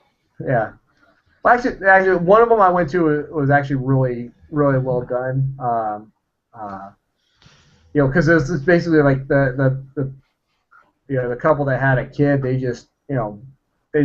they're like super social. So it was more or less like a get together at their place and a barbecue, and it just happened to be like baby shower type stuff at the same time. But so I mean, it didn't feel like a baby shower. It's like, oh, you're opening some gifts, cool, and it's like. And we're just all fucking around drinking beer, talking shit, and bullshit, and we're playing the stupid baby shower games too. Like there's the one where everybody's got clothespins, and if you say the word baby, you get the clothespin. And I actually fucking won that game. I was like, oh, it's really easy to win when all you do is just keep drinking, and then you don't have to say anything. So, I can do that. Yeah, fuck it. I just keep my mouth shut and let you drunk idiots fuck it up for yourself. So. But this was also the baby shower / party where I watched a guy, a friend of ours. He took a Del Taco chicken soft taco and a Newcastle, put them in a blender, blended them up, and he drank it. So, but this is the guy that like you tell, hey Joe, why don't you eat this or drink this? You'd be like, okay, and he would accept any sort of food challenge you laid at him. Of course, then I watched him eat a double deep fried double bacon cheeseburger once too. So. Oh. Yeah. So. Wow. And he's eating that, and he's like, "Oh, this is so horrible and amazing at the same time." So.